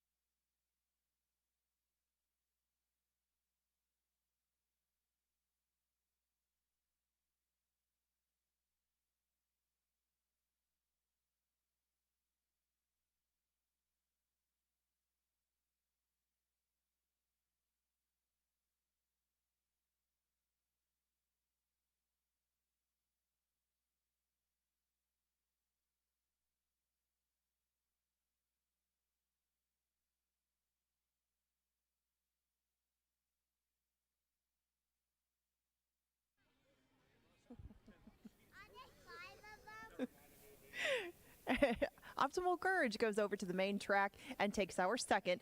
Took a big late hit too, and now we're on to race number 3. Remember, this one comes off the turf as well. The distance, okay, as your announcer would say, 5 furlongs, no scratches. And we have just a win, play, show, exacta tries, doubles, and pick threes to choose from for a wagering purpose. The one on the inside, Unreal, is going to stay on the main track. Now, of course, these were going to be moving over to the turf course for the first time with him, and actually with the outside too. But Unreal does get to go to the dirt. He'll try our dirt for the first time. He comes off a second place finish at Prairie Meadows. He broke very well that day, stayed in amongst the pace, and the winner just drew away that day. This one did come back nicely on the inside, though, to pick up second. And Unreal does have the speed to keep himself into the mix, keep mud out of his face. This will be his first time over a wet track, so I don't love the inside draw for that purpose, but you do have a horse with some speed, and Unreal will definitely keep himself in the running at least part of the way, if not the entire way.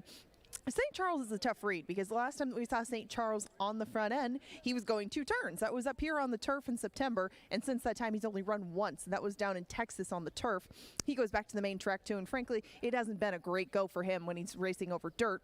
Now, he has been against much classier types when he's been doing so and showing speed, but St. Charles isn't consistent with either one. So you get 2 to 1 on him. You get some better prices on horses who have shown a little bit more on the main track. That's about it, but they do move over there, and they didn't know that when they entered. So St. Charles, along with his stablemate Scatamaran, I thought might be closer than they are on the board right now, but we'll see how that changes as they get closer to post. Not a Cry doesn't have a ton of speed either. I mean, this filly has been able to keep, this gelding has been able to keep himself in the mix, and Not a Cry has run at 5 furlongs, but only on the turf course.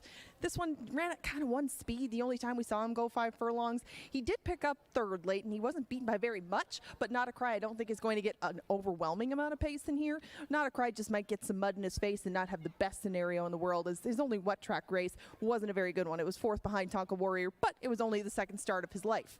Wind River has 10 starts to him, and this one is going to try our main track for the first time as well. Has done all of his running up to this point in Arizona, his home state, and Wind River was 2nd last time behind Corn Pop. Corn Pop isn't exactly a win machine. I think he's something like 2 for 19, but Creme de la Chrome, the horse that beat him 2 back, does have some quality to him and didn't beat this one by a whole bunch. He has speed too, and the outside draw should help Alonso Quinones put him where he wants to early on. Right now, he is your 2 to 1 co-favorite. Scatamaran on the outside, way down from his morning line.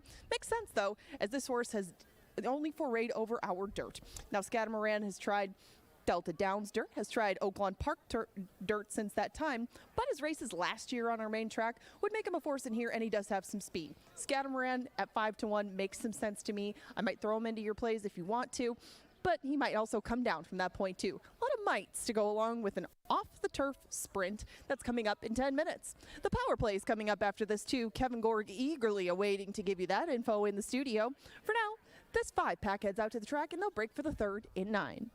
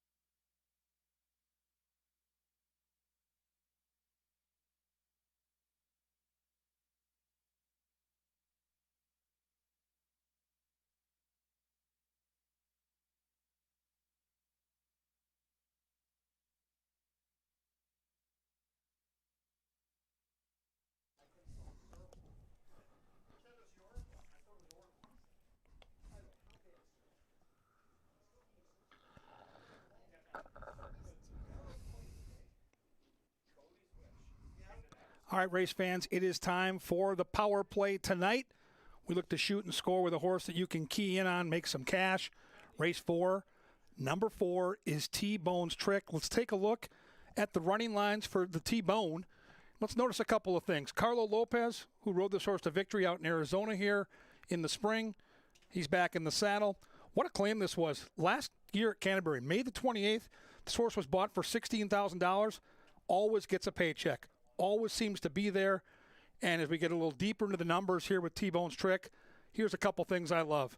Knows how to get his picture taken. 44 career starts, 13 wins. This guy knows how to finish a race and loves Canterbury Park. 5 starts, 3 wins, and a second. So he's always in the mix, and this is what I love about this horse. The T-Bone on a speed-favoring track. Canterbury has always been on the main track, speed-favoring. This guy has found a way to make money by closing races stoutly. And let's watch T-Bone come down the stretch. He's on the outside here in the red hat. These horses here have done all the dirty work. He's coming to get them. T-Bone's Trick knows where the wire is and knows how to finish the race, even in slow motion. This guy was motoring down the stretch. We're going to shoot and score with the power play. It's race 4, number 4. George Costanza was the T-Bone. We're going to take his horse. T-Bone's Trick.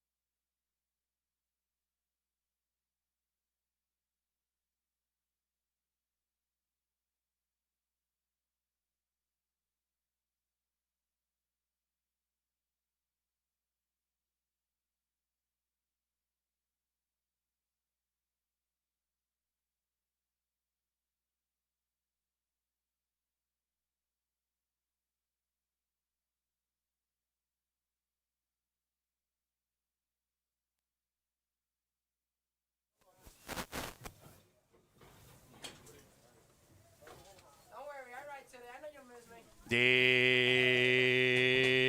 post time. Into the gate for the third at 5 furlongs on a main track still listed as muddy. Said animal is Scatamaran. Here they come.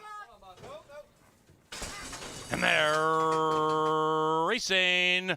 Unreal with quality zeal from the inside, and St. Charles is being ridden for speed, and St. Charles grabs the lead by a half. After that is Not a Cry to the inside of Scatamaran, and Wind River is 7 lengths from the lead as the 3-5 favorite. Off the far turn they go, and St. Charles looking to flow into the winner's enclosure. It is St. Charles leading it by 2. In second is Not a Cry taking up the chase. Unreal heading the wrong way. Scatamaran moving into the outside of Unreal, who now lacks zeal. And Wind River would have to blow in from 7 out of it, but is on the move as they head for home, chasing St. Charles. And St. Charles is resolute with a 2.5 length lead. Not a Cry is next. Then we come to Unreal and Not Today for Wind River, but they're chasing after the wind, and they're not catching St. Charles. 2-3-1 in race 3.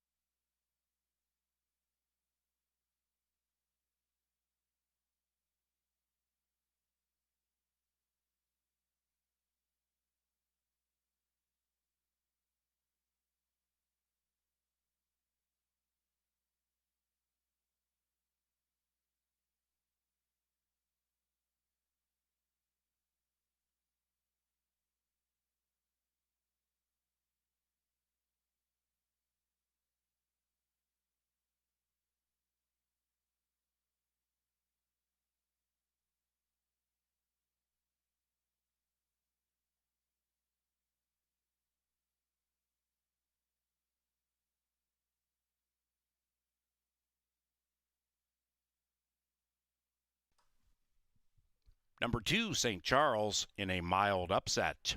2-3-1-4 in race number 3. Clocked in 58.47. Results are unofficial, so hold all tickets.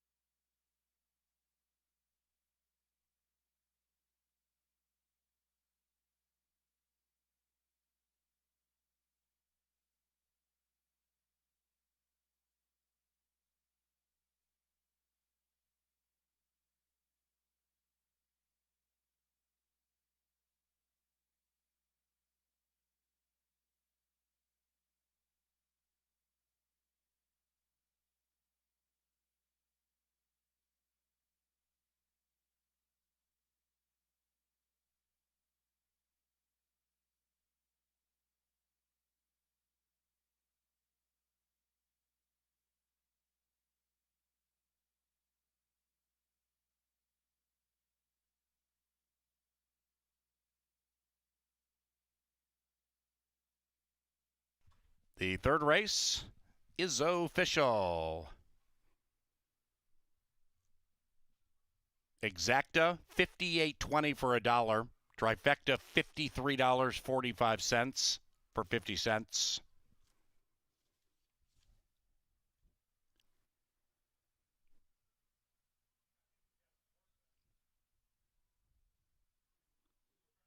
And here comes the winner of the Shame in You purse. It is St. Charles and Harry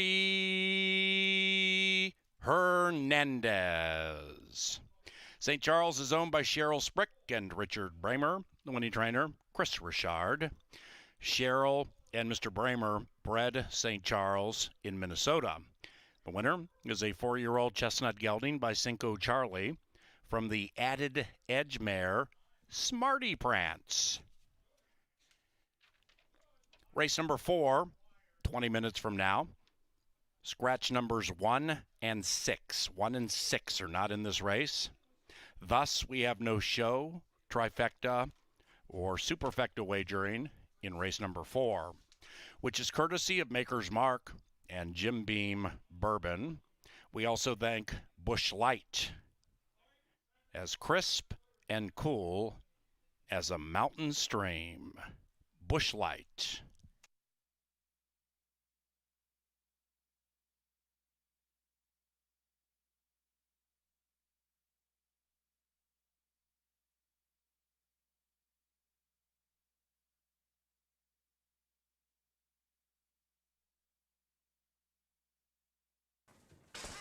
And they're racing. Unreal with quality zeal from the inside, and St. Charles is being ridden for speed, and St. Charles grabs the lead by a half. After that is Not a Cry to the inside of Scatamaran, and Wind River is 7 lengths from the lead as the 3-5 favorite. Off the far turn they go, and St. Charles looking to flow into the winner's enclosure. It is St. Charles leading it by 2. In second is Not a Cry taking up the chase. Unreal heading the wrong way. Scatamaran moving into the outside of Unreal, who now lacks zeal. And Wind River would have to blow in from 7 out of it, but is on the move as they head for home, chasing St. Charles. And St. Charles is resolute with a 2.5 length lead. Not a Cry is next. Then we come to Unreal and Not Today for Wind River, but they're chasing after the wind, and they're not catching St. Charles. 2-3-1 in race 3.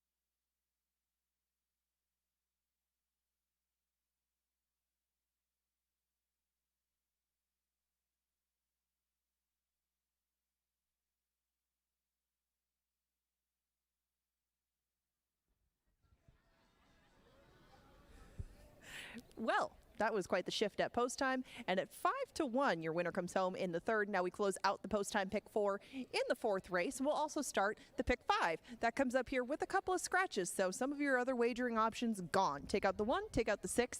So we have no tries or supers. We start with the 2 on the inside. This is one of the 2 original entrants from the Silva barn.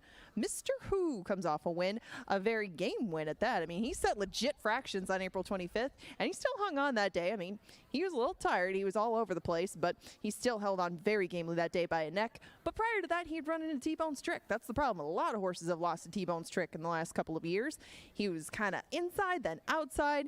He was just a little erratic in the stretch, frankly, that day, and he came home 4th, but he didn't have the lead. He could very well get that in here if Fire Sword doesn't go, and that makes Mr. Who a very, very dangerous and legit gate-to-wire threat. Just to his outside is Wise Verdict. Wise Verdict can sit close, but I don't think that he can go and push things along as far as Mr. Who goes. Lindy Wade will hop aboard Wise Verdict for a second time, and they looked like they'd be in good position the whole time in that May 11th race at Hawthorne. Then he got shuffled back on the turn, had to stop, flattened out a little bit. You get 3-1 on Wise Verdict, and he has won over a wet track in the past. Might need more pace that he's going to get here, but I thought that Wise Verdict might be an opportunistic horse if he can get the other 3 to go up there and duel. That's a lot of ifs, though, for a horse that just I thought would need a little more in front of him than he's going to get today. The 4 T-Bone's Trick doesn't really need any sort of setup. This horse is versatile enough to be put wherever they'd like to in the race, and Carlo Lopez has now got to know him a little bit better in their last 2. Both of them were wins. They were both down in Turf Paradise, and they were both going on the main track at a mile. Lots of things to like, except somehow in 44 lifetime starts, T-Bone's Trick has never run on a wet track. T-Bone's Trick has handled everything else just fine, though, and he loves this main track, too. Seeks 3 in a row, seeks it at 6-5, and he is very much your horse to beat. The 5 Fire Sword just to his outside is going to stretch out. This one should add quite a bit of speed into things as he was showing pace when he was going 7 furlongs, going at 1 turn miles, and going 6 in his most recent bout of races. Those were all of them since he was claimed from Wesley Ward, and frankly, Fire Sword hasn't been able to carry that speed at all lately. So they're going to see if maybe going a little slower earlier can help his case. He's won on a wet track. He gets the outside, and a lot will depend on what Mr. Who does to his inside. But I think by virtue of him drawing the rail and this one being to the outside, frankly, he has his work cut out for him. But if Fire Speed can get comfortable on the front end, he is 3-1. Not always a price you'll see on this barn, especially in a 4-horse group. You have 9 minutes to post if you'd like to bet this pick 5. Remember, that's a 10% takeout, 50-cent minimum, pick 5. It begins here in the 4th. Good luck in concluding your post time pick 4s. They're going to take off for this one at 9. Kevin's in the studio to take you through the pick 5.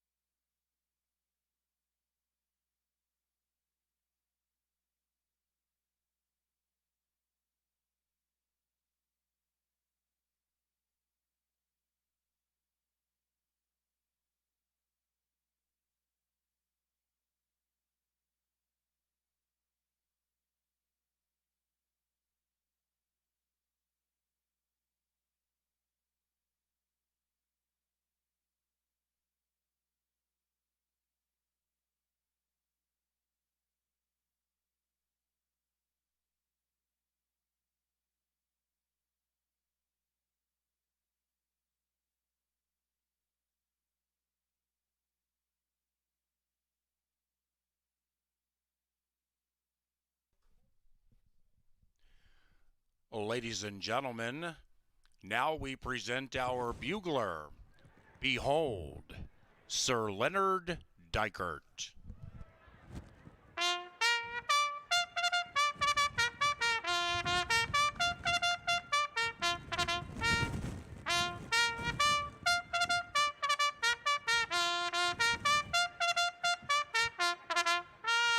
In the 4th race, scratch numbers 1 and 6, we have no show, try, or superfecta wagering, and race time in 5 minutes.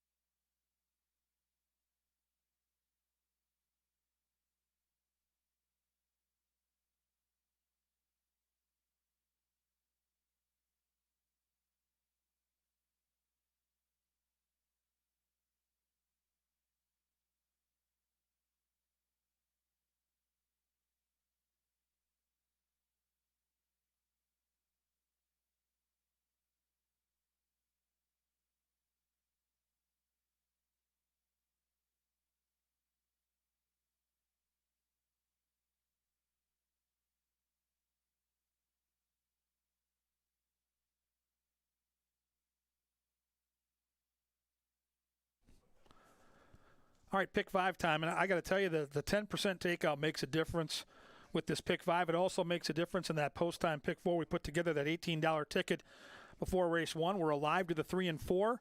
In that pick 4, to the 3, it's paying just over $100. To the 4, it's paying just over $80 on that $18 ticket. And we're going to roll those 3 and 4, who we like in the pick 4, into our pick 5. That's how the pick 5 is going to start.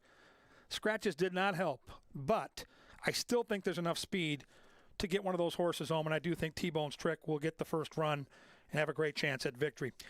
We have small fields tonight, but we do have some fields with some depth. And in race 5, I'm going to use 3 horses. And I think this is a race where you can get a price. I think Roses by Liam is the most likely winner. But with the scratch, the late scratch of Papa Rizzo, that will affect the price of this ticket. The 2 is out of race 5, so we're just going to have the 3 and the 5 in that second leg. In race 6, once again, we're going to use some depth. We're going to go 2, 5, and 7. 2 is the big late closer. 5 has a bunch of speed, and I think Bayou Benny, the 7, is going to get a great stalking trip. So we're going to use all 3 of those horses, try to get the money there. Best betting race of the night. Mark it down in your program, whether you play the pick 5 or not. It's race 7. I've got a 10-1 on top. I've got Mo Smoking on top in race 7. This horse has good dirt for him. So even though we're off the turf, I think this horse can win. There's a lot of depth in this field. I'm going to go 1, 3, 4, and 5. And in the lucky last, we're going to go 2 and 8, Moonshine Moxie. And my top pick is the 8, Celtics Wildcats. So with the scratch of the 2 in race 5, let me do the quick math here. It's a $48 ticket. The ticket goes down substantially. I've got 3-4 with 3-5 with 2-5-7 with 1-3-4-5 and close it out with 2 and 8. And if you're live in the pick 4, we need the 3 or the 4 here to hit that ticket. You've got 4 minutes. 10% takeout, the lowest in the game. Such a great value. Play that pick 5. They're at the gate in 4. And now we head down to the winner's circle. Angela Herman. Hello, I'm down here in a very breezy winner's circle. Mother Nature is threatening us again, but we have time right now for the man you see on the screen. It's time for the Paul Allen Mouth Lime Toss. Yeah, but you've never seen that game before. Pretty simple. Our contestant Val here has to get 3 limes into our beloved announcer Paul Allen's mouth, and you'll get a couple of tickets to our Tacos and Tequila Taste of Canterbury event on July 1st. Now, Paul, I've seen him take some practice throws, and well, just say your dental bill might get high after the end of this one. Val, whenever you're ready, take a toss.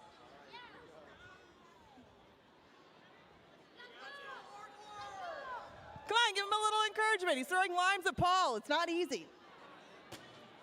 Oh, very, very good shot. Poor Paul. Your face is going to be dented by the end of this. All right, take another try. Maybe we'll let you have it at 2. Ooh, another very good hard toss. Okay, get one more try. If you can get this in, I'll give you the tickets. Whoa! Oh, that was a wild pitch. Wow, wow. That might have hit Paul somewhere where the sun don't shine. Now, Val, I'm sorry. You're not going to get a couple of tickets to Tacos and Tequila, but you'll still go home with a daily double pack. I have to know, did you make some money in the Belmont, and are you going into the minor league system for the Twins? We are yet to see. I have some money on 5 on this race right here, so let's hope we get the win here. Okay, he likes the price. Good luck with Fire Sword, and thanks for coming down to join us. Hopefully we see you at Tacos and Tequila anyway, but nice throwing. Now, if you want to check out any of our Taste of Canterbury events, you want to come to them yourself, all tickets and information are available at canterburypark.com. All the details on our promotions, Taste of Canterbury, everything in between. If you want to throw something at Paul's face, that's where you get the info. You got less than a minute to bet the 4th.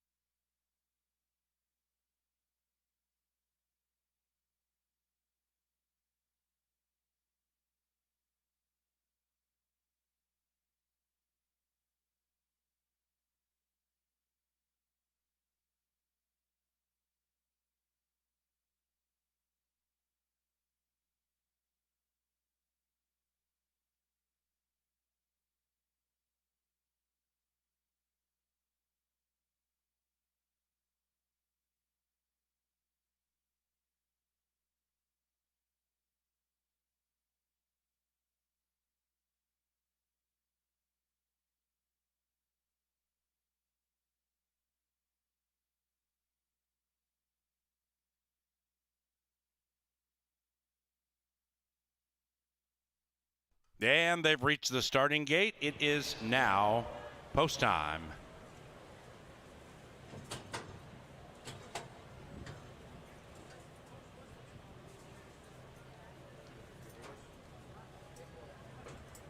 Two back. One out.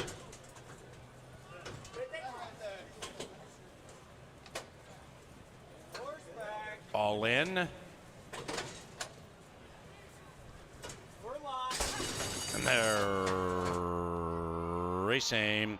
The 4 came off as 1, then T-Bone's Trick predictably took off the pace, and Mr. Who shoots to the lead. Mr. Who is the lonely leader around the first turn and leads it by a length and a half, nearly 2. Wise Verdict put in the race early to the inside of Fire Sword, and T-Bone's Trick is 5 lengths rearmost. It is 2, 3, 5, 4, and they have 6 furlongs to go, and now they head up the Canterbury Park barn side, and they're chasing Mr. Who, and Harry Hernandez at 2-1, trying to win 2 in a row. It's Mr. Who now by about a half as Fire Sword creeps up to the outside. Wise Verdict right behind those 2, and now 2 and 5 are in perfect harmony. T-Bone's Trick well in touch with the field to the outside of Wise Verdict and about 4 lengths from the front. 2 packs of 2 off the far turn. Mr. Who trying to win race 4 with an exclamation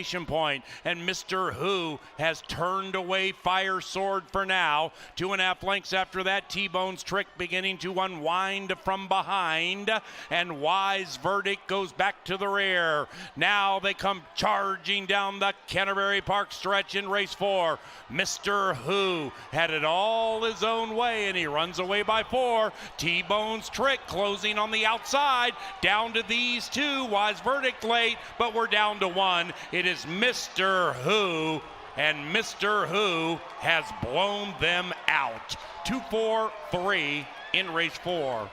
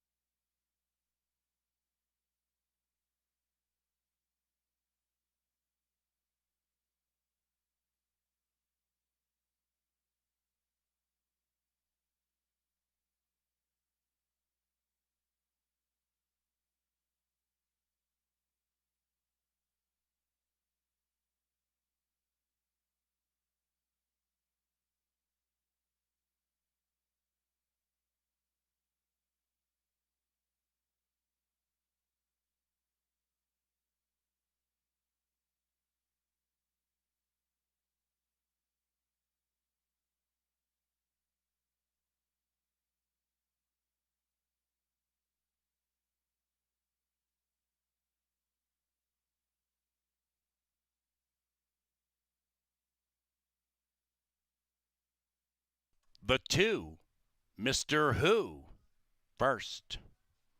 2-4-3-5. Unofficial.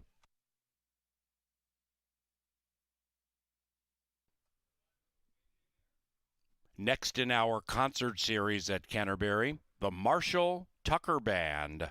That is Friday, June 23rd. The Marshall Tucker Band here at Canterbury, June 23rd. Information at canterburypark.com/events.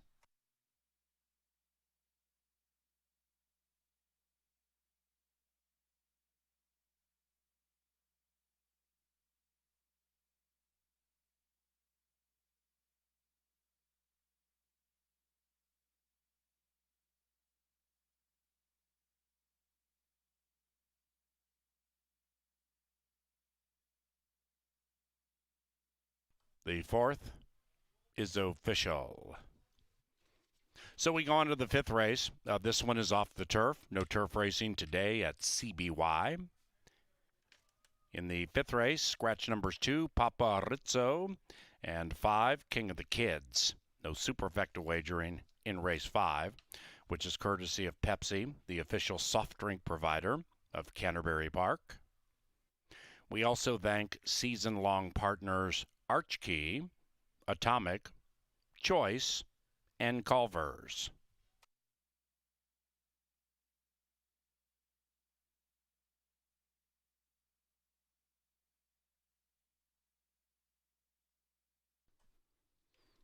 2 in a row for Mr. Who, and 3 victories this year from 6 starts. To the winner's enclosure, Mr. Who and Harry Hernandez. 2 in a row for Mr. Who was the 2, and that's 2 wins for Harry Hernandez. Mr. Who is owned by Kirk Sutherland, and the winning trainer, Jose Silva Jr.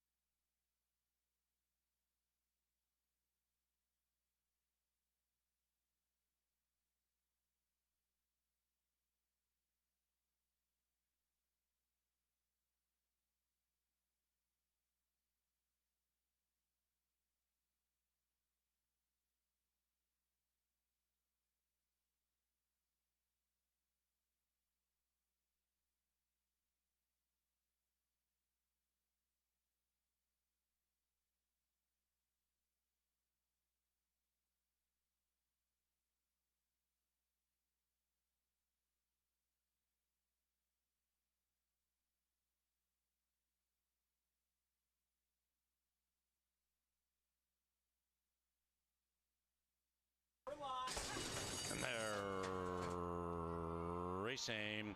The 4 came off as 1, then T-Bone's Trick predictably took off the pace, and Mr. Who shoots to the lead.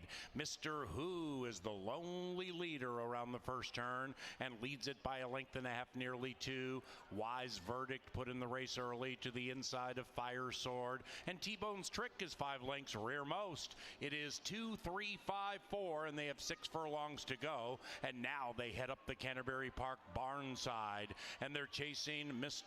Who, and Harry Hernandez at 2 to 1, trying to win 2 in a row. It's Mr. Who now by about a half as Fire Sword creeps up to the outside. Wise Verdict right behind those 2, and now 2 and 5 are in perfect harmony. T-Bone's Trick well in touch with the field to the outside of Wise Verdict and about 4 lengths from the front. 2 packs of 2 off the far turn. Mr. Who trying to win race 4 with an exclamation point, and Mr. Who has turned away Fire Sword sword for now. 2.5 lengths after that, T-Bone's Trick beginning to unwind from behind, and Wise Verdict goes back to the rear. Now they come charging down the Canterbury Park stretch in race 4. Mr. Who had it all his own way, and he runs away by 4. T-Bone's Trick closing on the outside, down to these two. Wise Verdict late, but we're down to 1. It is Mr. Who, and Mr. Who has blown them out. 2-4-3 in race 4.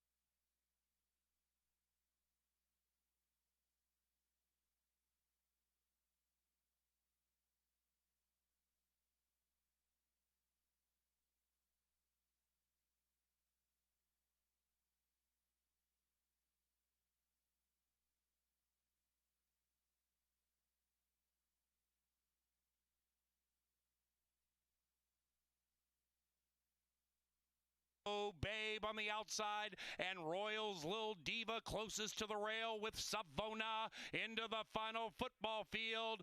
Oh, Babe, our first winner.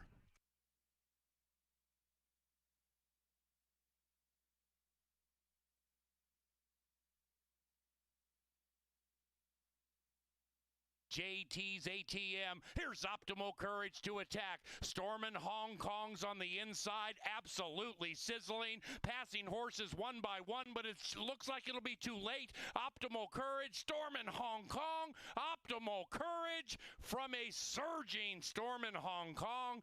JT's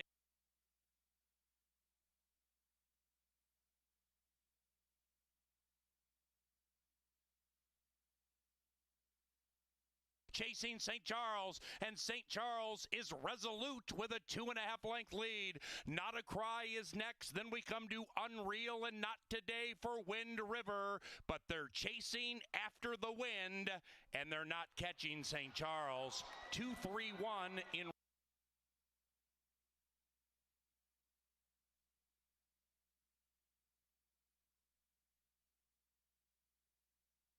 all his own way, and he runs away by 4. T-Bone's Trick closing on the outside.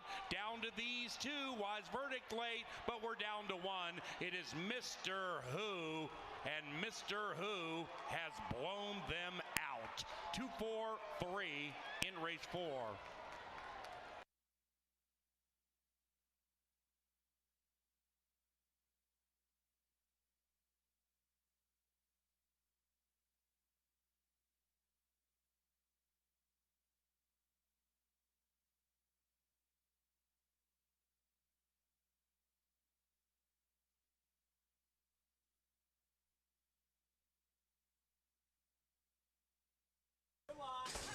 And they're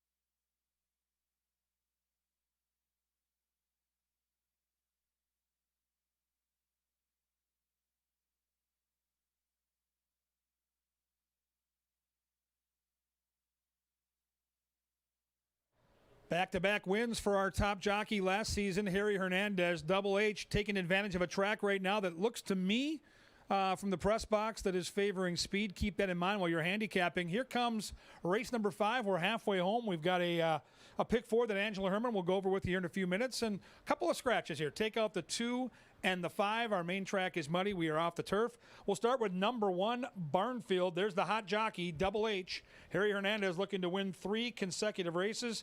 He has a horse here in from Turf Paradise for Chip Woolley.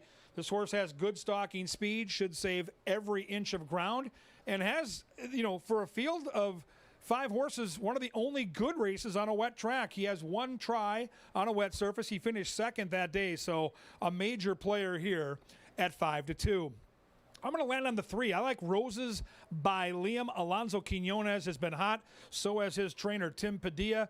This is a horse that tried a sprint last time, opening night, ran a pretty good race on the stretch out. I think this horse might be the speed of the speed. And like I said, I think speed right now on this muddy surface is probably a good thing. We'll see if the stretch out works with the hot jock, Alonso Quinones. He's been brilliant this season. I think he can dictate terms. Number 4 is Calzone. Calzone, ridden by Ademir Santos and trained by Lynn Rarick. Tampa shippers have been good this year. That'd be the handicapping angle. Probably going to sit off the pace and likely try to come charging down the Canterbury stretch.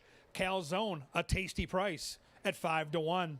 Number 6 is Mark in Greeley. Izzy Hernandez gets the call for Tony Rengsdorf. This horse loves Canterbury Park. 14 tries here on our main track. And in those 14 tries, 8 times in the trifecta.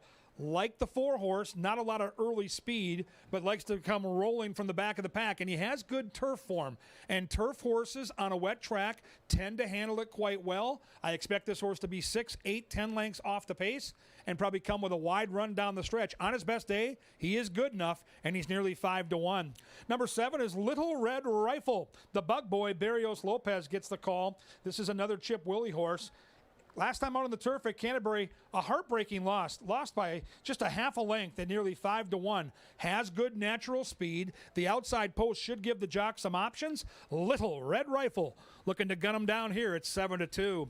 The late pick 4 starts here. We're halfway home on a sloppy Saturday afternoon. Don't forget, tomorrow at Canterbury, we got the Bulldogs. The Bulldogs will be here tomorrow. Those big ears flopping around as they come down the stretch on Family Day. And next Wednesday, the $1 all-turf pick 3. And as always, the pick 4s and the pick 5s have been bountiful with that 10% takeout on the post-time pick 4 and that late pick 5. So many reasons to join us. When you get back home and you get huddled in and try to warm up after this chilly day, take a look at CanterburyPark.com for all the details on what's going on here at Canterbury. Bulldogs tomorrow, horse racing tonight, the late pick 4. Horses head down the tunnel soon onto the track. We get the bugler and the call to the post next.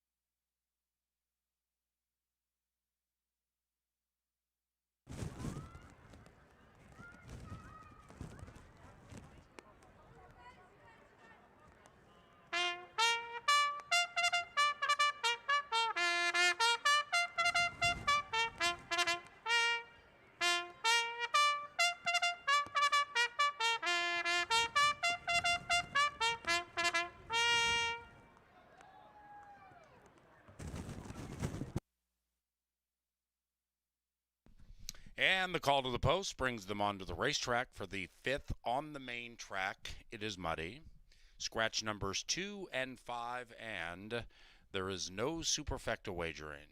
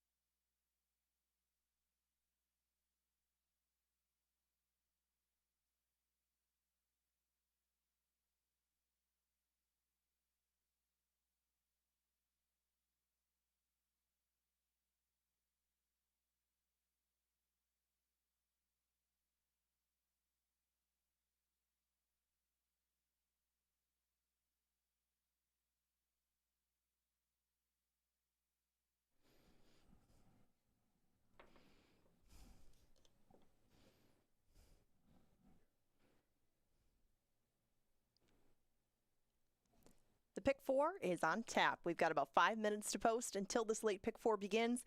And frankly, a lot changed with the surface switch with some of the scratches. So even though the Angle horse was 6-1 morning line, Roses by Liam is your current favorite in this off the turf fifth.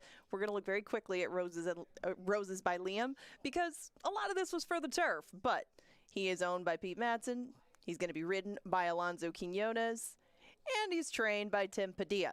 Now, I know it's hard to see some of the numbers, but they're 32% and 36% respectively, that being Alonso and Tim up until today. And they're going to try to get Roses by Liam into the winner's circle for the first time, going 2 turns, and now in the mud. Now, it would have been on the turf, and we were going to take a look at this race at Canterbury 2-back. Now, 2-back when he was at Tampa, he was 4th that day, and it was a very good 4th. He was just bobbed out at the end of things, and when he was coming out at the end, it almost looked like Alonso Quinones didn't expect him to close as quickly as he did and had to shift to the outside. We can't watch that one, but in a minute, we're going to watch that May 27th debut up here for the season for Roses by Liam. First, we'll take a look very quickly at his mother, Congrats and Roses, because she was a very classy filly herself, but her foals can do a number of things. Now we're going to look at some of the siblings of Roses by Liam.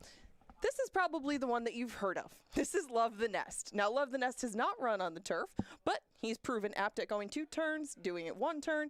As long as he's here, he's running a big race. And this is the older sibling of one Roses by Liam. Now, you get a little bit older along the line, you see Defend the Rose. Those were a bunch of good turf performances for her, but there's other surface experience with both him and Hobim. This is the eldest of the siblings out of Congrats and Roses. And as you can see, a lot of versatility to these two. You see a couple of very good performances on the turf. You see a win on a synthetic track and good races in between on the dirt. Point is, this family does a lot of good things, and Roses by Liam is just starting out his career in trying to follow in those hoof steps. Now, if we take a look at his most recent race up here at Canterbury, it's right behind me. Roses by Liam is back in 3rd right now. Now, he moved so quickly into that position that he's not in the running order yet, but there he is. And Roses by Liam is going to track down, or try to track down, these 2 pace setters. Sir Sterling on the inside ran an incredible race that day. It was hard to pass on this track. Sir Sterling took them all the way, but Roses by Liam ran a very good race to get up here. Now, he is going to get passed for 2nd, but he still made a good close and seems to have a very good, steady sort of running style, where you'd think the 2 turns might be right up this horse's alley. And if it is, he is in an excellent position today to get his 2nd win. And that's the angle. Roses by Liam. He's your current favorite, and he will be very tough in the upcoming 5th.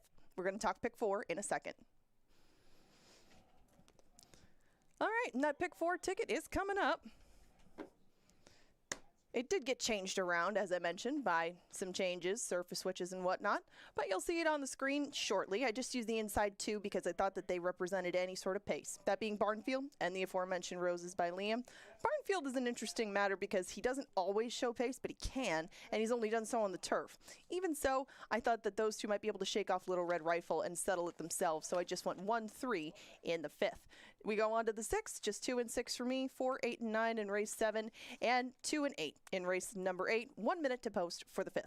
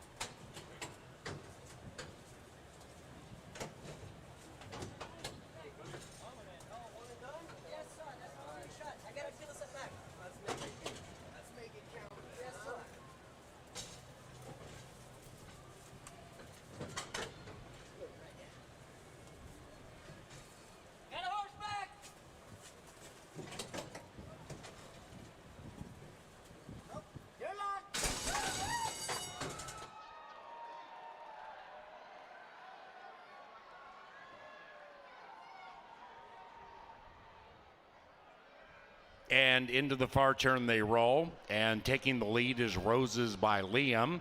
Little Red Rifle also flashes good speed. And as they head around the first turn, they're covered by 9 lengths. Little Red Rifle assumes command by about 2. Roses by Liam is next, securing the inside to Calzone. And about 3.5 lengths after that is Barnfield as they head up the Canterbury Park backstretch.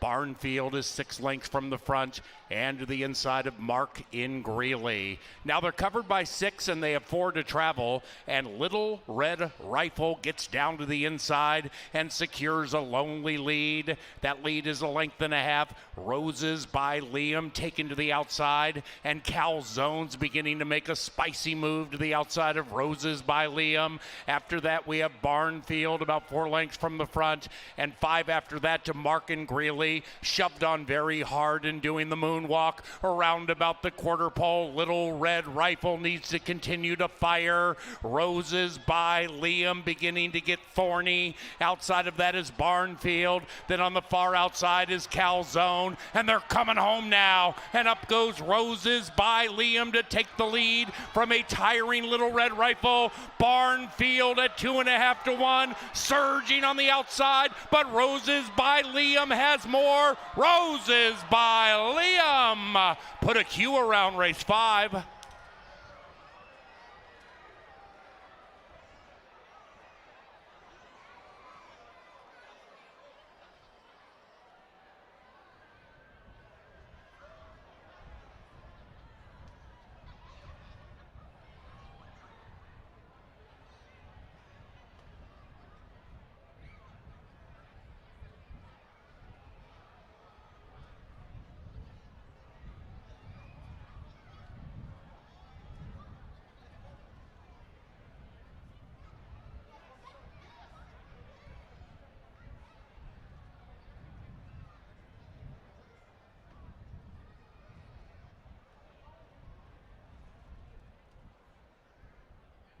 Three, Roses by Liam first. 3-1 and a photo.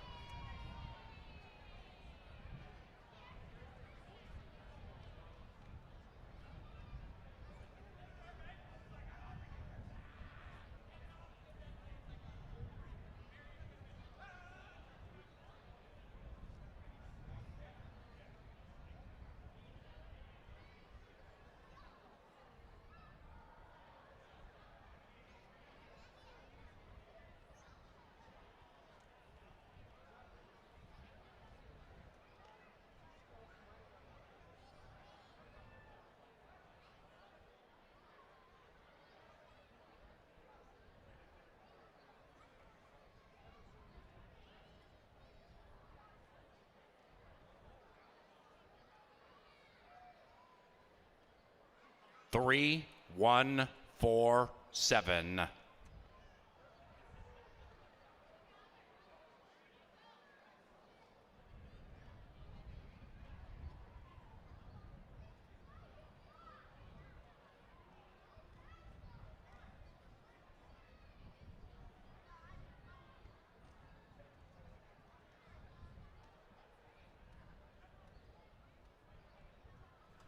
Fifth race, official.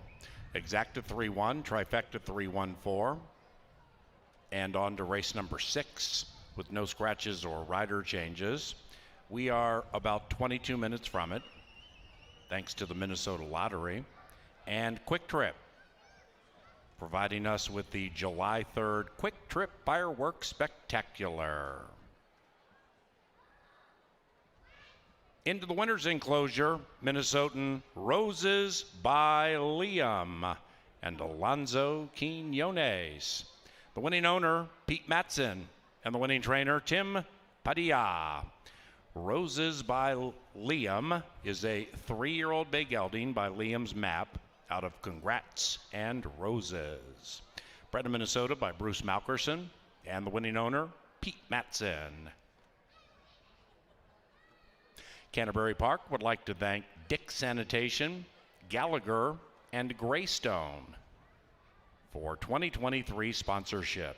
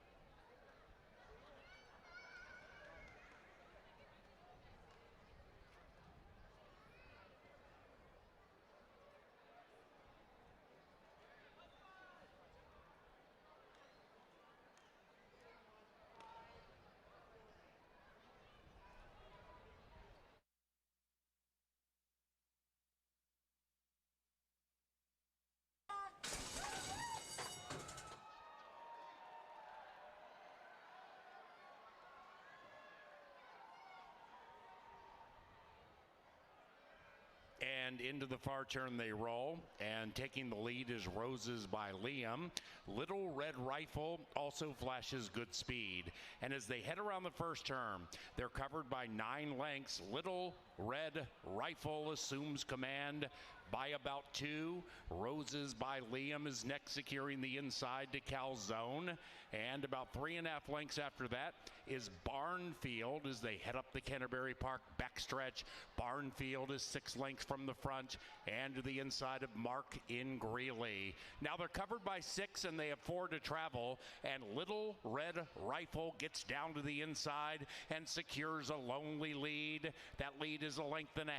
Roses by Liam taken to the outside, and Calzone's beginning to make a spicy move to the outside of Roses by Liam. After that, we have Barnfield about 4 lengths from the front, and 5 after that to Mark and Greeley, shoved on very hard and doing the moonwalk around about the quarter pole. Little Red Rifle needs to continue to fire. Roses by Liam beginning to get thorny. Outside of that is Barnfield. Then on the far outside is Calzone, and they're coming home now. And up goes Roses by Liam to take the lead from a tiring Little Red Rifle. Barnfield at 2.5 to 1, surging on the outside, but Roses by Liam has more. Roses by Liam put a Q around race 5.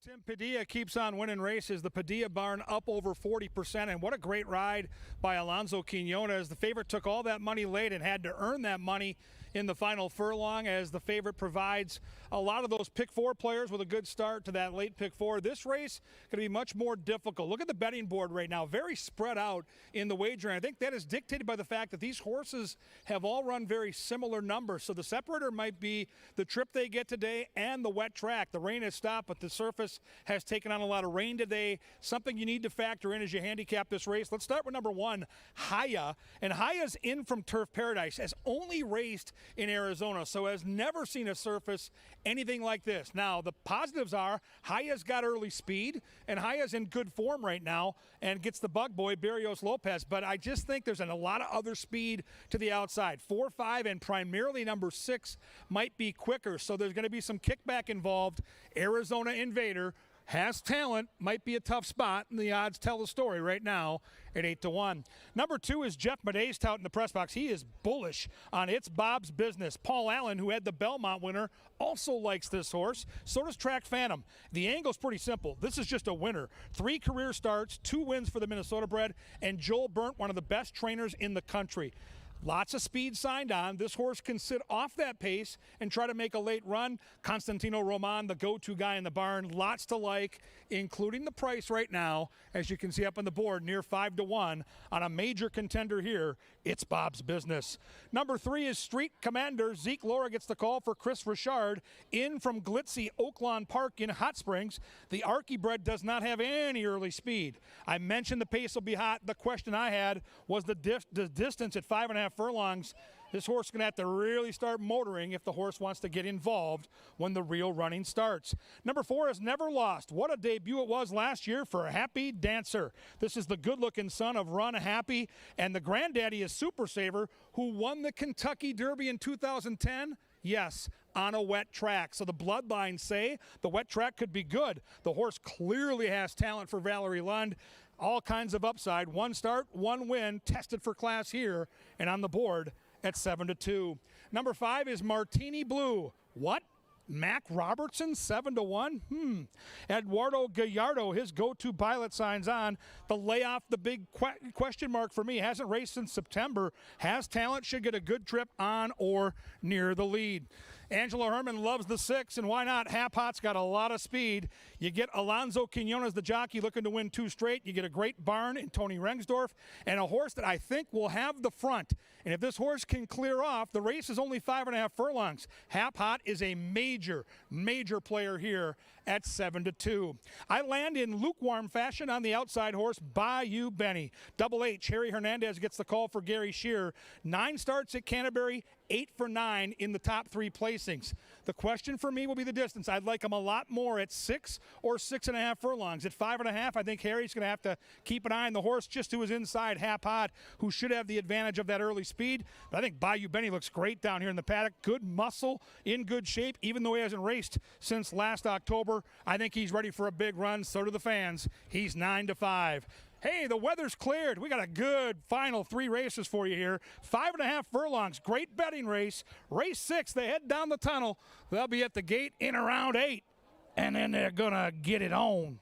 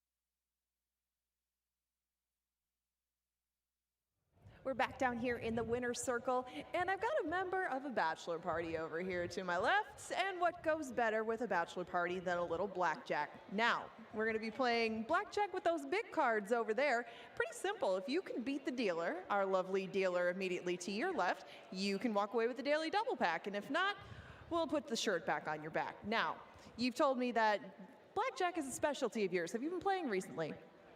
I've already lost $200 today. Okay, well, you're due to win a little something. And before we begin, I want to let you have a shout out to a very important person at the track with you today. Shout out to Kevo, the big bachelor. Let's go. Congrats on the marriage. Congrats on the marriage to you. Now, are you ready to play blackjack? Congrats on the marriage. Okay. All right, let's roll. You start. Okay. He has 17. Now the dealer has? The dealer has a 4. Do you want to hit or do you want to stay? I'm going to stay. You're going to stay. Okay, dealer, what do you have? The dealer has 12. The dealer has to hit. Oh, no. Oh, I'm so sorry. The house just won, but we'll still give you a shirt. I'm so sorry. It was not rigged. I'm so sorry. Unreal. Sorry. It was fun. I'm so sorry. Maybe we'll give you the daily double pack anyway, but thank you for playing, and good luck the rest of the way. You want to play blackjack? Lots and lots of games being dealt up in the casino right now and 24/7.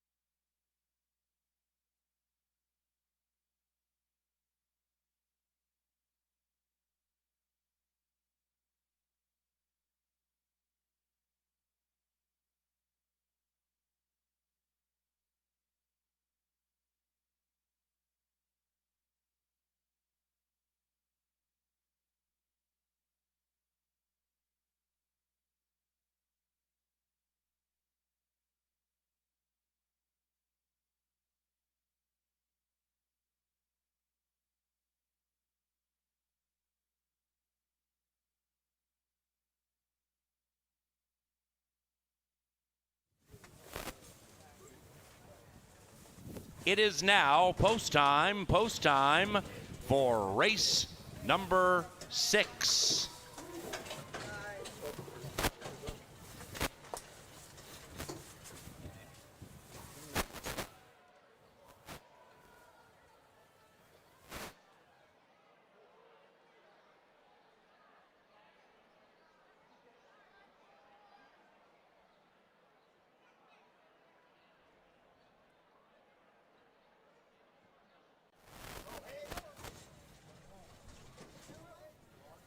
Bayou Benny in, and they're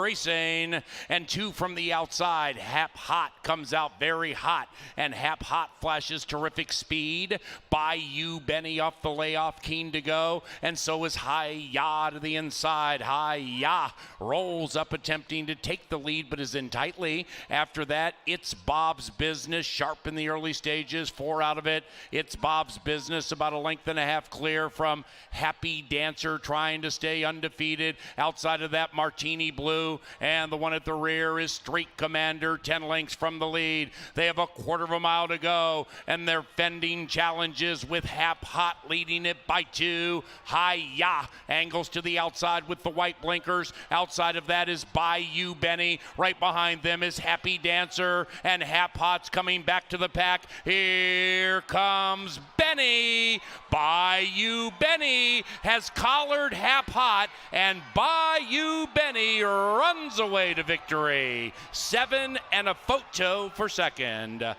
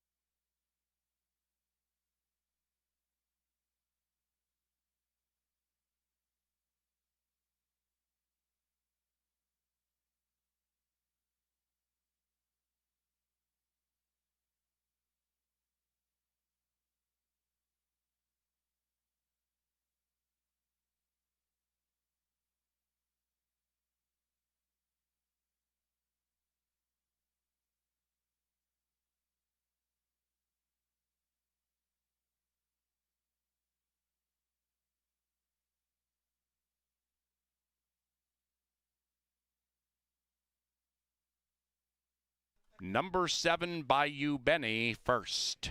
7, 6, 1, 4. And it's official. 103.81, the final time for race number 6. Now to the 7th, we're off the turf. The distance is 1 mile. The 7th, not on the turf, distance 1 mile. Scratch numbers 2, Kamikaze Blue, and 6, Russian to the Wire.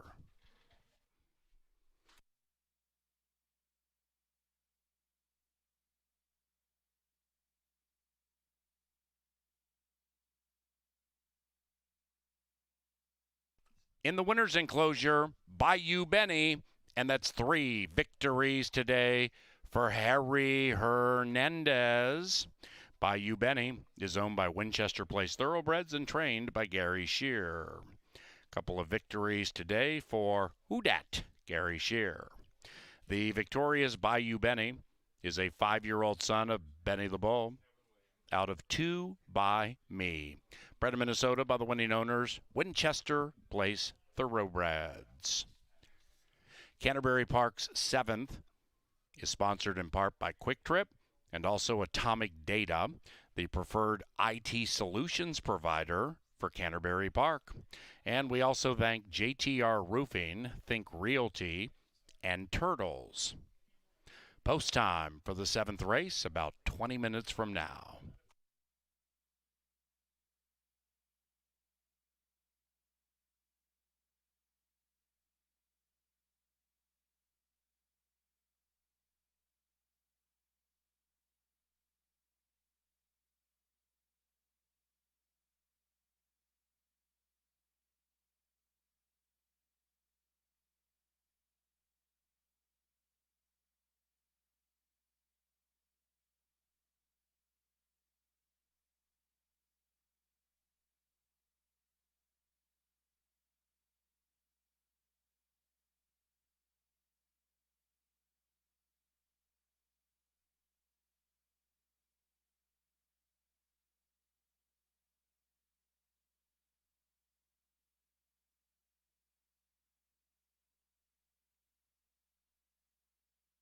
Benny in, and they're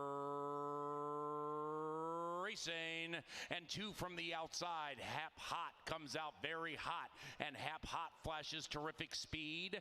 Bayou Benny off the layoff, keen to go, and so is Hi-Ya to the inside. Hi-Ya rolls up attempting to take the lead, but is in tightly. After that, It's Bob's Business, sharp in the early stages, 4 out of it. It's Bob's Business, about a length and a half clear from Happy Dancer, trying to stay undefeated. Outside of that, Martini Blue, and the one at the rear is Street Commander, 10 lengths from the lead. They have a quarter of a mile to go, and they're fending challenges with Hap Hot leading it by 2. Hi-Ya angles to the outside with the white blinkers. Outside of that is Bayou Benny. Right behind them is Happy Dancer, and Hap Hot's coming back to the pack. Here comes Benny. Bayou Benny has collared Hap Hot, and Bayou Benny runs away to victory. 7 and a photo for second.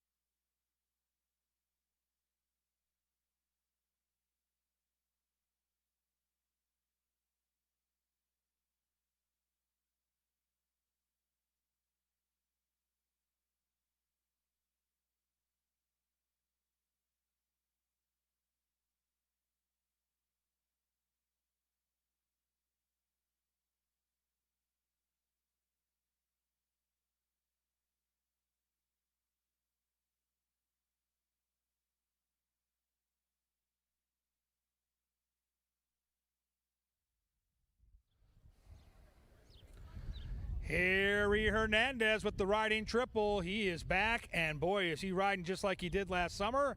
We talked about Gary Shear's barn going well. They have 2 wins on the card again, and Gary Shear, one of the nicest guys you ever want to meet, a standby here at Canterbury for many, many years. And boy, keep an eye on horses that he is training, like Tim Padilla. He has come to Canterbury ready to rock in 2023. Couple of scratches, still 7 to choose from, and this is a maiden race. So these horses have never won a race. It was scheduled for the turf, and we're back on the dirt. So this could provide some boom for your buck. If you can hit the exacta, trifecta, or superfecta, this to me is the best betting race on the card for value. Number 1 is Royal Laughter, and kudos to Cody Rosine. Had a horse at Belmont on that giant card in New York today in a graded stakes race, and the horse ran second. Horse's name was Calibrate, ran here at Canterbury last year. Awesome training job by Cody. He's got a good-looking horse here. I don't think the wet track will be a problem. Bred for it. Get the bug boy, good post, sharp workout, lots to like. And they say in horse racing, cloudy day, some people like to bet the gray. That is one good-looking gray. Watching the horses parade by here looks really intense. My top pick, though, is going to be the 3, Mo Smokin'. I talked about Gary Shear going well right now. I'm going to follow him to the window again. Mo Smokin's ridden by the Cajun Miss Murray.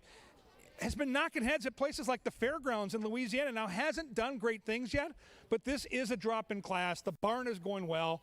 10-1 morning line set by a professional. We're not going to get 10-1, but I do think that price will slowly drift up. Open as the co-favorite, now up to 3-1. 4 is Ms. Cali. Barejas gets the call from Miguel Angel Silva. Silva's barn quietly clicking along at a good pace.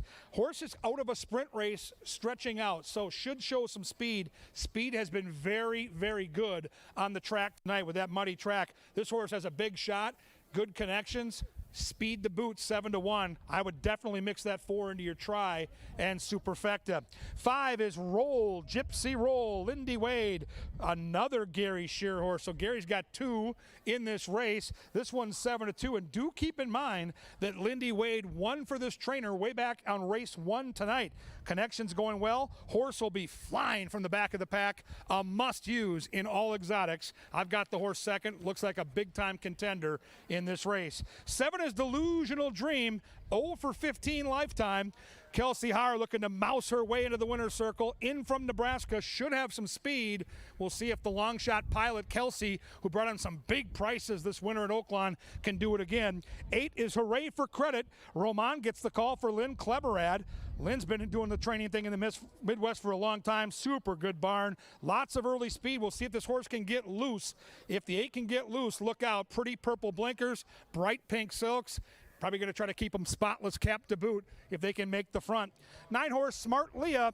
Uh-oh, the hot jockey, Harry Hernandez. He's looking for 4. He's smiling at me down here. He knows he's got something cooking. He rides for the Kentucky Derby winning trainer, Chip Woolley. Outside post, you can bet Harry's going to be on the engine here. Intrigue abound. It's a maiden race. Somebody's going to get their first career victory. Who do you like? The combatants, the fillies, and the mares head down the tunnel. Soon we get the bugler and the call to the post. It's race 7. It's coming up. It's coming at ya. Next.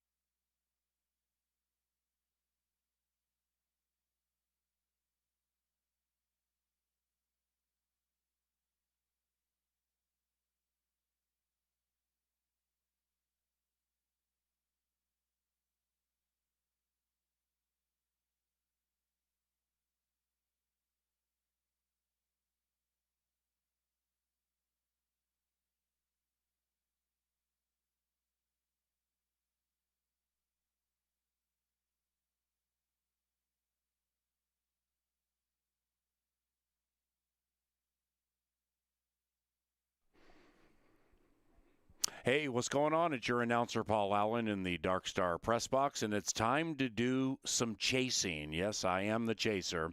And handicapping angles fly all over the racetrack. You have third off a layoff, you have blinkers on, blinkers off, first time Lasix, maybe a speed and fade. But what about this angle uncovered by the chaser? It is the owner's angle, specifically the ownership group named Tailored for Gold. Now, here you see Smart Oxy. All right, this one won and is owned by Tailored for Gold and Miss Joy Gora. This one won at 11-1. Now, before that, we had Moon Connection win a race with Tailored for Gold as the owners, and that one was 22-1. Now, Tailored for Gold has won in this race for Joy Gora, who's an absolute sweetheart, and even though the price isn't as big, it's 2.5-1, the Chaser is here to give you ownership handicapping and tell you after Royal Laughter wins, you will recognize there's gold in them thar hills.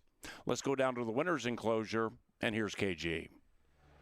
Well, thank you very much, PA fans. Draw your attention down to the winner's enclosure. These are the lucky ones tonight. The Minnesota State Lottery is going to give them a swag bag and $50 in scratch-offs. If their horse number wins this race, they take home all the money. Your name and where you're from. Maddie Chanhassen, Minnesota. She has PA's Chaser. PA cashed on the Belmont. Cloudy day, bet the gray. Do you buy into the hype? Yep. She's got the gray. Name? Mike from Shakopee. Woo! Hometown guy, family and friends here. That's my pick in the race. Don't blame me if we don't win, but I think you got a big shot. Your name? Alexis from Plymouth. Alexis, do you like long shots? Because you've got Ms. Callie at near 10-1. Do you have faith? Always. She's ready. Your name? Alex from Bloomington. Alex from Bloomington, you've got the 5. A little bit of an outsider here. What's going to be the strategy as you cheer for this race? Are you going to howl early or wait till they come thundering down the stretch? Wait till the end. I love that. Don't get too excited too early. Hope the horse follows your lead. Your name? Ben from Bloomington. Ben from Bloomington. What do you think of the 7? How did it look out there? Well, we got a fist bump from the jockeys, so I think we're ready to go. Nothing beats a fist pump from the jockey. They're awesome people. All right, ladies, the last 2 in the contest. Your name? Grace from Eden Prairie. Eden Prairie kid. Hard knocks. She needs some cash. She grew up in Eden Prairie. It's got to be tough.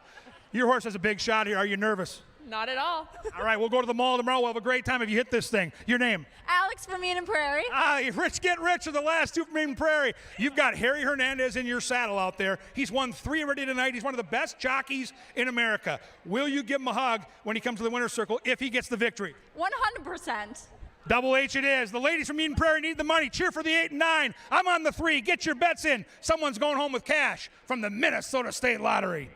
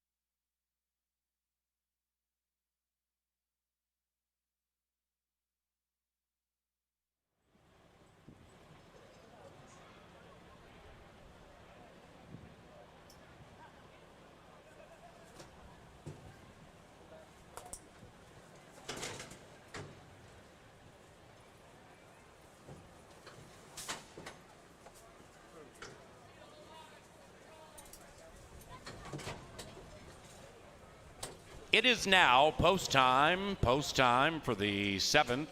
It is the penultimate this Saturday.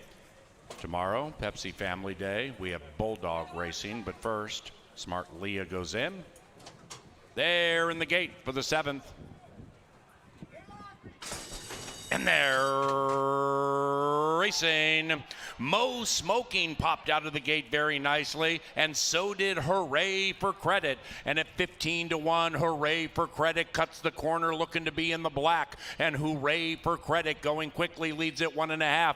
In second is Ms. Call, also going swiftly. 5 lengths clear from Mo Smoking, who outbroke the field, but now is 7 from the front, and about to be joined by Royal Laughter, who's on the move to the inside of Smart Leah, and they are 6-7 lengths from the lead, 1.5 clear from Delusional Dream, and that one is far clear from the trailer. Roll Gypsy Roll, this one at 4.5-1 is far out of it. They head into the far turn, and they're still chasing that 8, and it's a crazy 8. It is Hooray for Credit leading at 1.5. In second is Miss Callie, and Miss Callie is 10 lengths clear from Royal Laughter in third. After that, St. Leah about to be passed by Mo Smoking, who's on the move. Mo Smoking coming in quickly. Then we come back to Delusional Dream. Roll Gypsy Roll is really rolling from behind, but still about 12 lengths out of it. But Roll Gypsy Roll, taken to the outside, is running on now third last, and up goes Ms. Kelly, about to be attacked by Royal Laughter, and they are 5-6 clear from Smart Leah. Then we come back to Roll Gypsy Roll, but up goes Royal Laughter, and Royal Laughter will win it with a Winnie, and the others are chasing.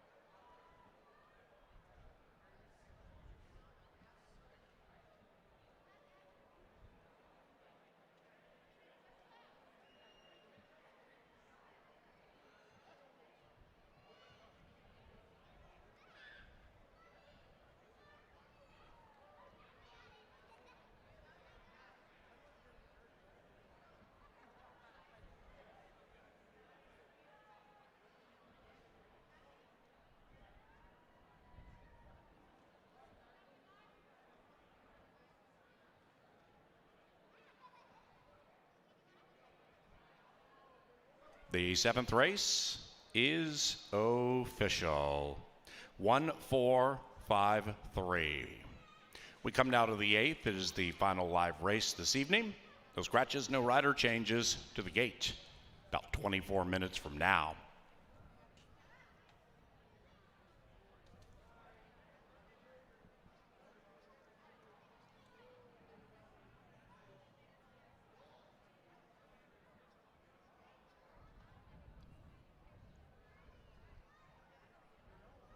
joined by main man Austin in the winner's enclosure.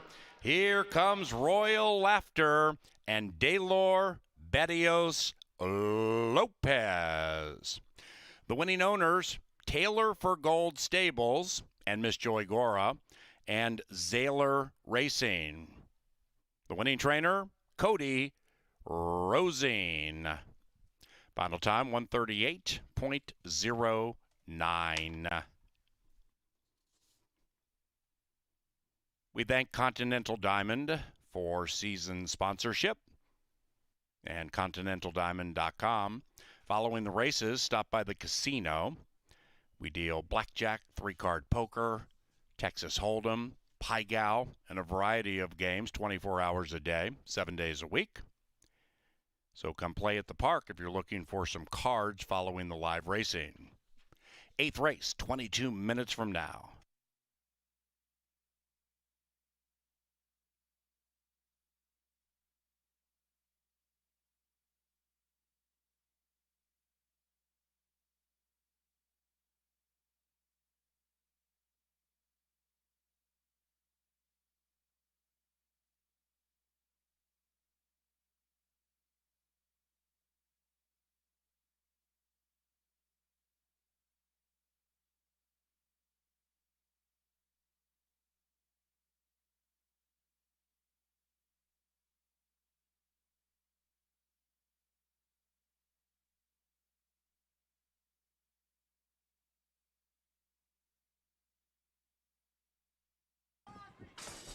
And they're racing. Mo Smoking popped out of the gate very nicely, and so did Hooray for Credit. And at 15-1, Hooray for Credit cuts the corner, looking to be in the black. And Hooray for Credit going quickly, leads at 1.5. In second is Ms. Call, also going swiftly. 5 lengths clear from Mo Smoking, who outbroke the field, but now is 7 from the front. And about to be joined by Royal Laughter, who's on the move to the inside of Smart Leah. And they are 6-7 lengths from the lead, 1.5 clear from Delusional Dream. And that one is far, far clear from the trailer. Roll Gypsy Roll, this one at 4.5 to 1 is far out of it. They head into the far turn, and they're still chasing that 8, and it's a crazy 8. It is Hooray for Credit leading at 1.5.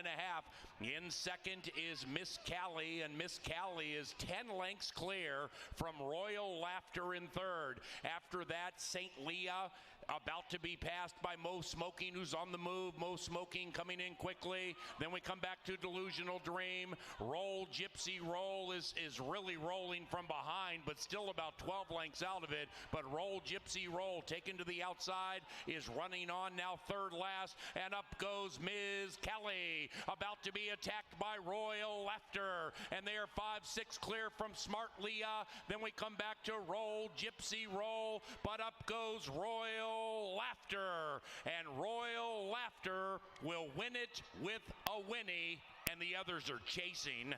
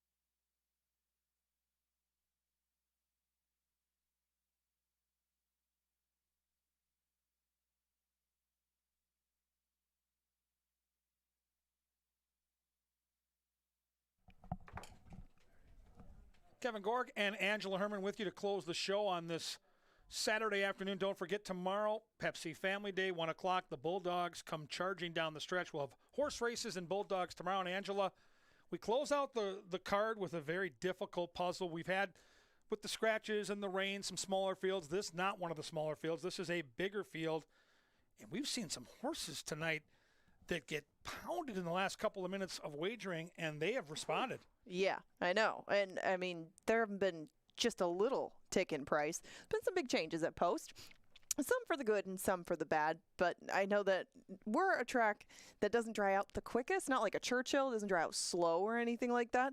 But we mentioned whenever we do get some sort of moisture that this track changes so very much, and it's become, I guess, a lot more fair or even a lot less speed friendly, whatever you want to call it. And that makes the 8th all the more difficult because it seemed very balanced to begin with from a pace standpoint. But now that you make it a little more level playing field with a muddy going towards good main track, then I guess where's the biggest change for you? Who do you think moves up the most? Who do you think moves down the most with a wet track? We're both on the 8, and if the 8 and the price drift up, playable. But I think the two horses that I fear the most are the 2 and the 5, and both of those horses have really good production in their past performances on a wet track. The 2, Moonshine Moxie, Paul Allen's red hot tonight, hit the Belmont, been hot with the Chaser and all the Canterbury picks.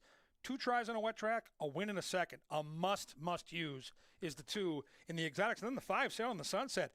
2 of the 3 career wins. This horse is 3 for 39, but 2 of the wins are on a wet track. So I think the 2 and the 5, in my opinion, move up the most. That's fair. And we both ended up on Celtic's Wildcat on the outside, and right now she is 8-5, and she too has some good wet track performances. Not a win yet, but we're getting a different Celtic's Wildcat up here than we would normally get because she doesn't always race at Fawner. Now, she's had 4 races at Fawner this year. She won one of them. Last time she ran pretty well in defeat, and that was also over a good track. That was in one of those seconds. Now, the outside post affords Harry Hernandez options, but ideally, where would you like to see your top choice early? Because I'm just wondering how she can clear right-wing Sails in the Sunset and Moonshine Moxie, or if you'd rather she stalk. For me, it was a play on the post. You hit the nail on the head. I trust Harry Hernandez to figure this out because she's got enough speed off those races and the fitness from Nebraska to get the front, and I'm okay with that. But if the other horses underneath her want to go off and show speed, that outside post allows him to go wherever he wants. And on a wet track that drains to the inside, you want to be in the 3 or 4 path. Look at the horses that are winning tonight. That's where they're winning. So I love the post. The post is certainly an asset for our top pick. And there are a couple of horses here on the cutback. Piper Rose is coming off the turf and cutting back, as is Impulsus. And we've seen a lot more of one than the other over this main track. But if you are looking for a closer, and horses have been able to come from off the pace tonight, Impulsus is 10-1, Piper Rose is 9-1. I would like you to pick apart these two, especially with all the wet track experience of Piper Rose, and give me a horse to use underneath ours in exactas and tries. I would use the 3. I think the 3 has a big chance to hit the ticket. I like the fitness off that route race at Turf Paradise. I like the cutback to 6 furlongs. You mentioned the success on a wet track. She's bred to handle it. She's 2 for 3 in the top 3. So if I'm building a trifecta, the horse on the screen notwithstanding, our top pick, I definitely mix the 3 in there. Sounds fair enough to me. And I do like that it's a little bit cooler outside. That filly that you see on screen is one that can tend to get a little hot, and a night like this fits her perfectly. All the more reason to like her, except for 9-5. That's the only thing we don't really like about her, but lots of people on board with her. You can see those are the selections on the screen. 5 of us taking the outside filly, a couple towards the inside, including Paul Allen, like Kevin said, with Moonshine Moxie, and 10 minutes to post now. It's one of the best vertical wagering opportunities of the day, and it will conclude Belmont Saturday for us here at Canterbury. Like Kevin mentioned, come and join us tomorrow, 1 o'clock. Bulldogs, daytime racing, lots and lots of fun to close out this week at Canterbury Park. We're going to end this night in 9 minutes.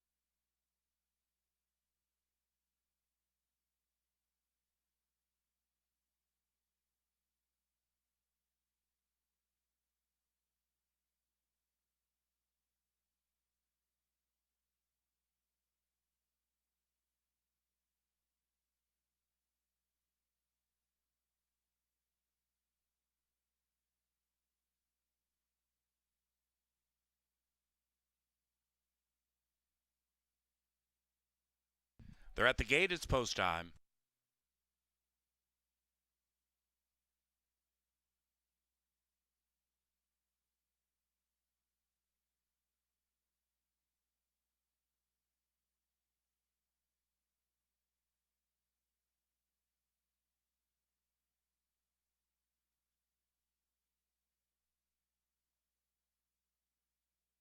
In line,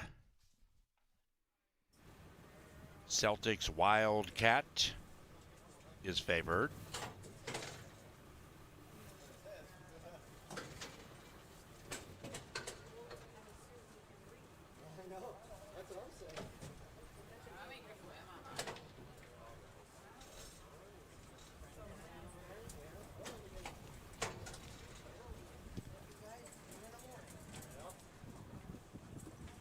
Sailing in the Sunset, 2-1. And here is Window Shaker. Right winged.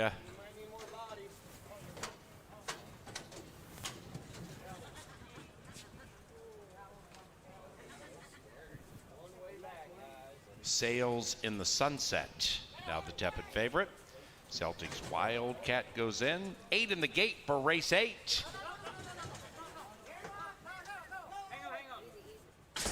And they're racing. And on the wide side, Celtics Wildcat very, very fast. Celtics Wildcat gets down to the 3 path and has the lead nearly won. In second is Right Winged, about to be joined by Sails in the Sunset. But Celtics Wildcat, fastest of them all into the far turn. To about 4 after that to the White Horse, Moonshine Moxie. Then we come to Window Shaker, and behind that one is Impulsus. Then we come way back to Piper Rose, and the one in last is Mariah Starr, about 13 lengths behind Celtics Wildcat, who continues to tear away. And Sails in the Sunset, sails up alongside, Sails in the Sunset with a very bold move as they head for home. And Sails in the Sunset, the 8-5 favorite, has taken the lead and run away by 4. In second, Celtics Wildcat. After that, Right Winged, and that one's to the inside of Impulsus, chasing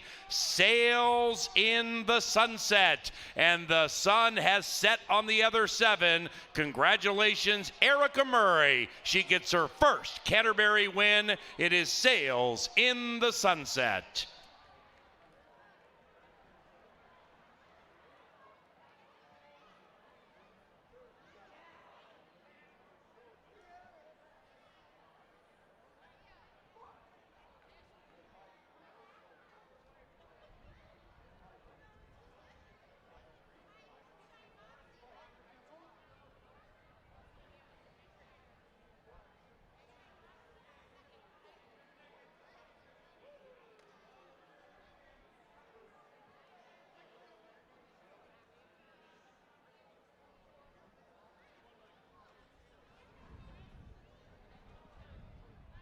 Number 5, Sails in the Sunset first, 5.32, and a Superfecta photo, 112.47, the final time.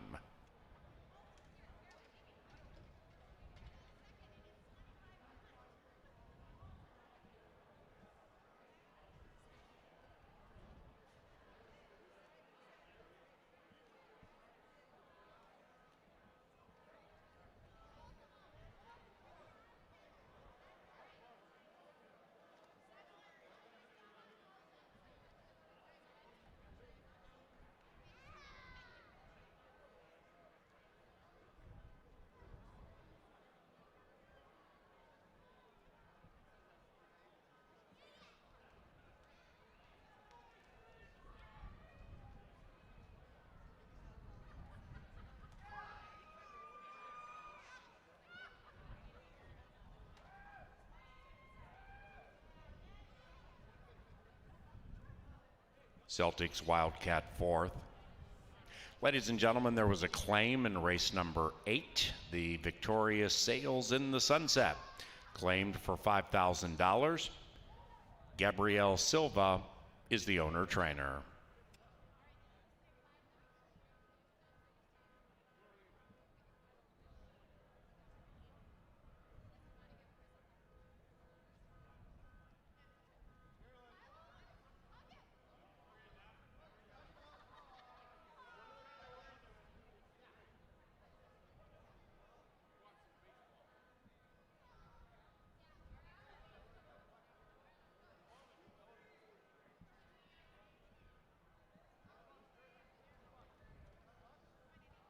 8th race official.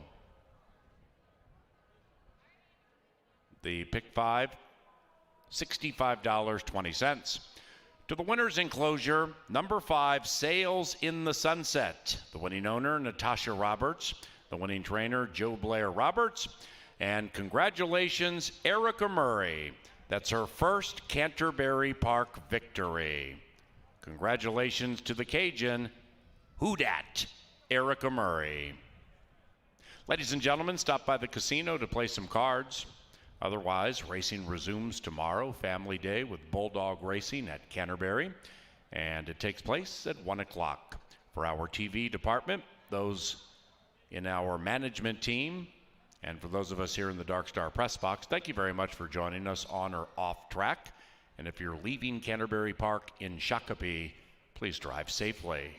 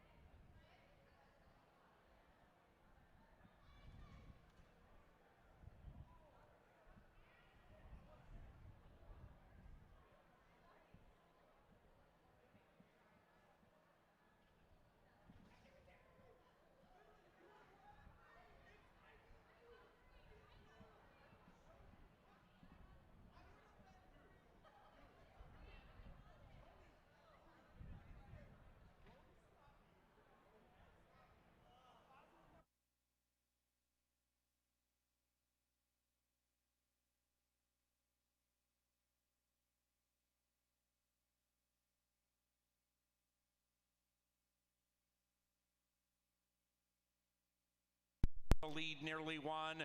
In second is Right.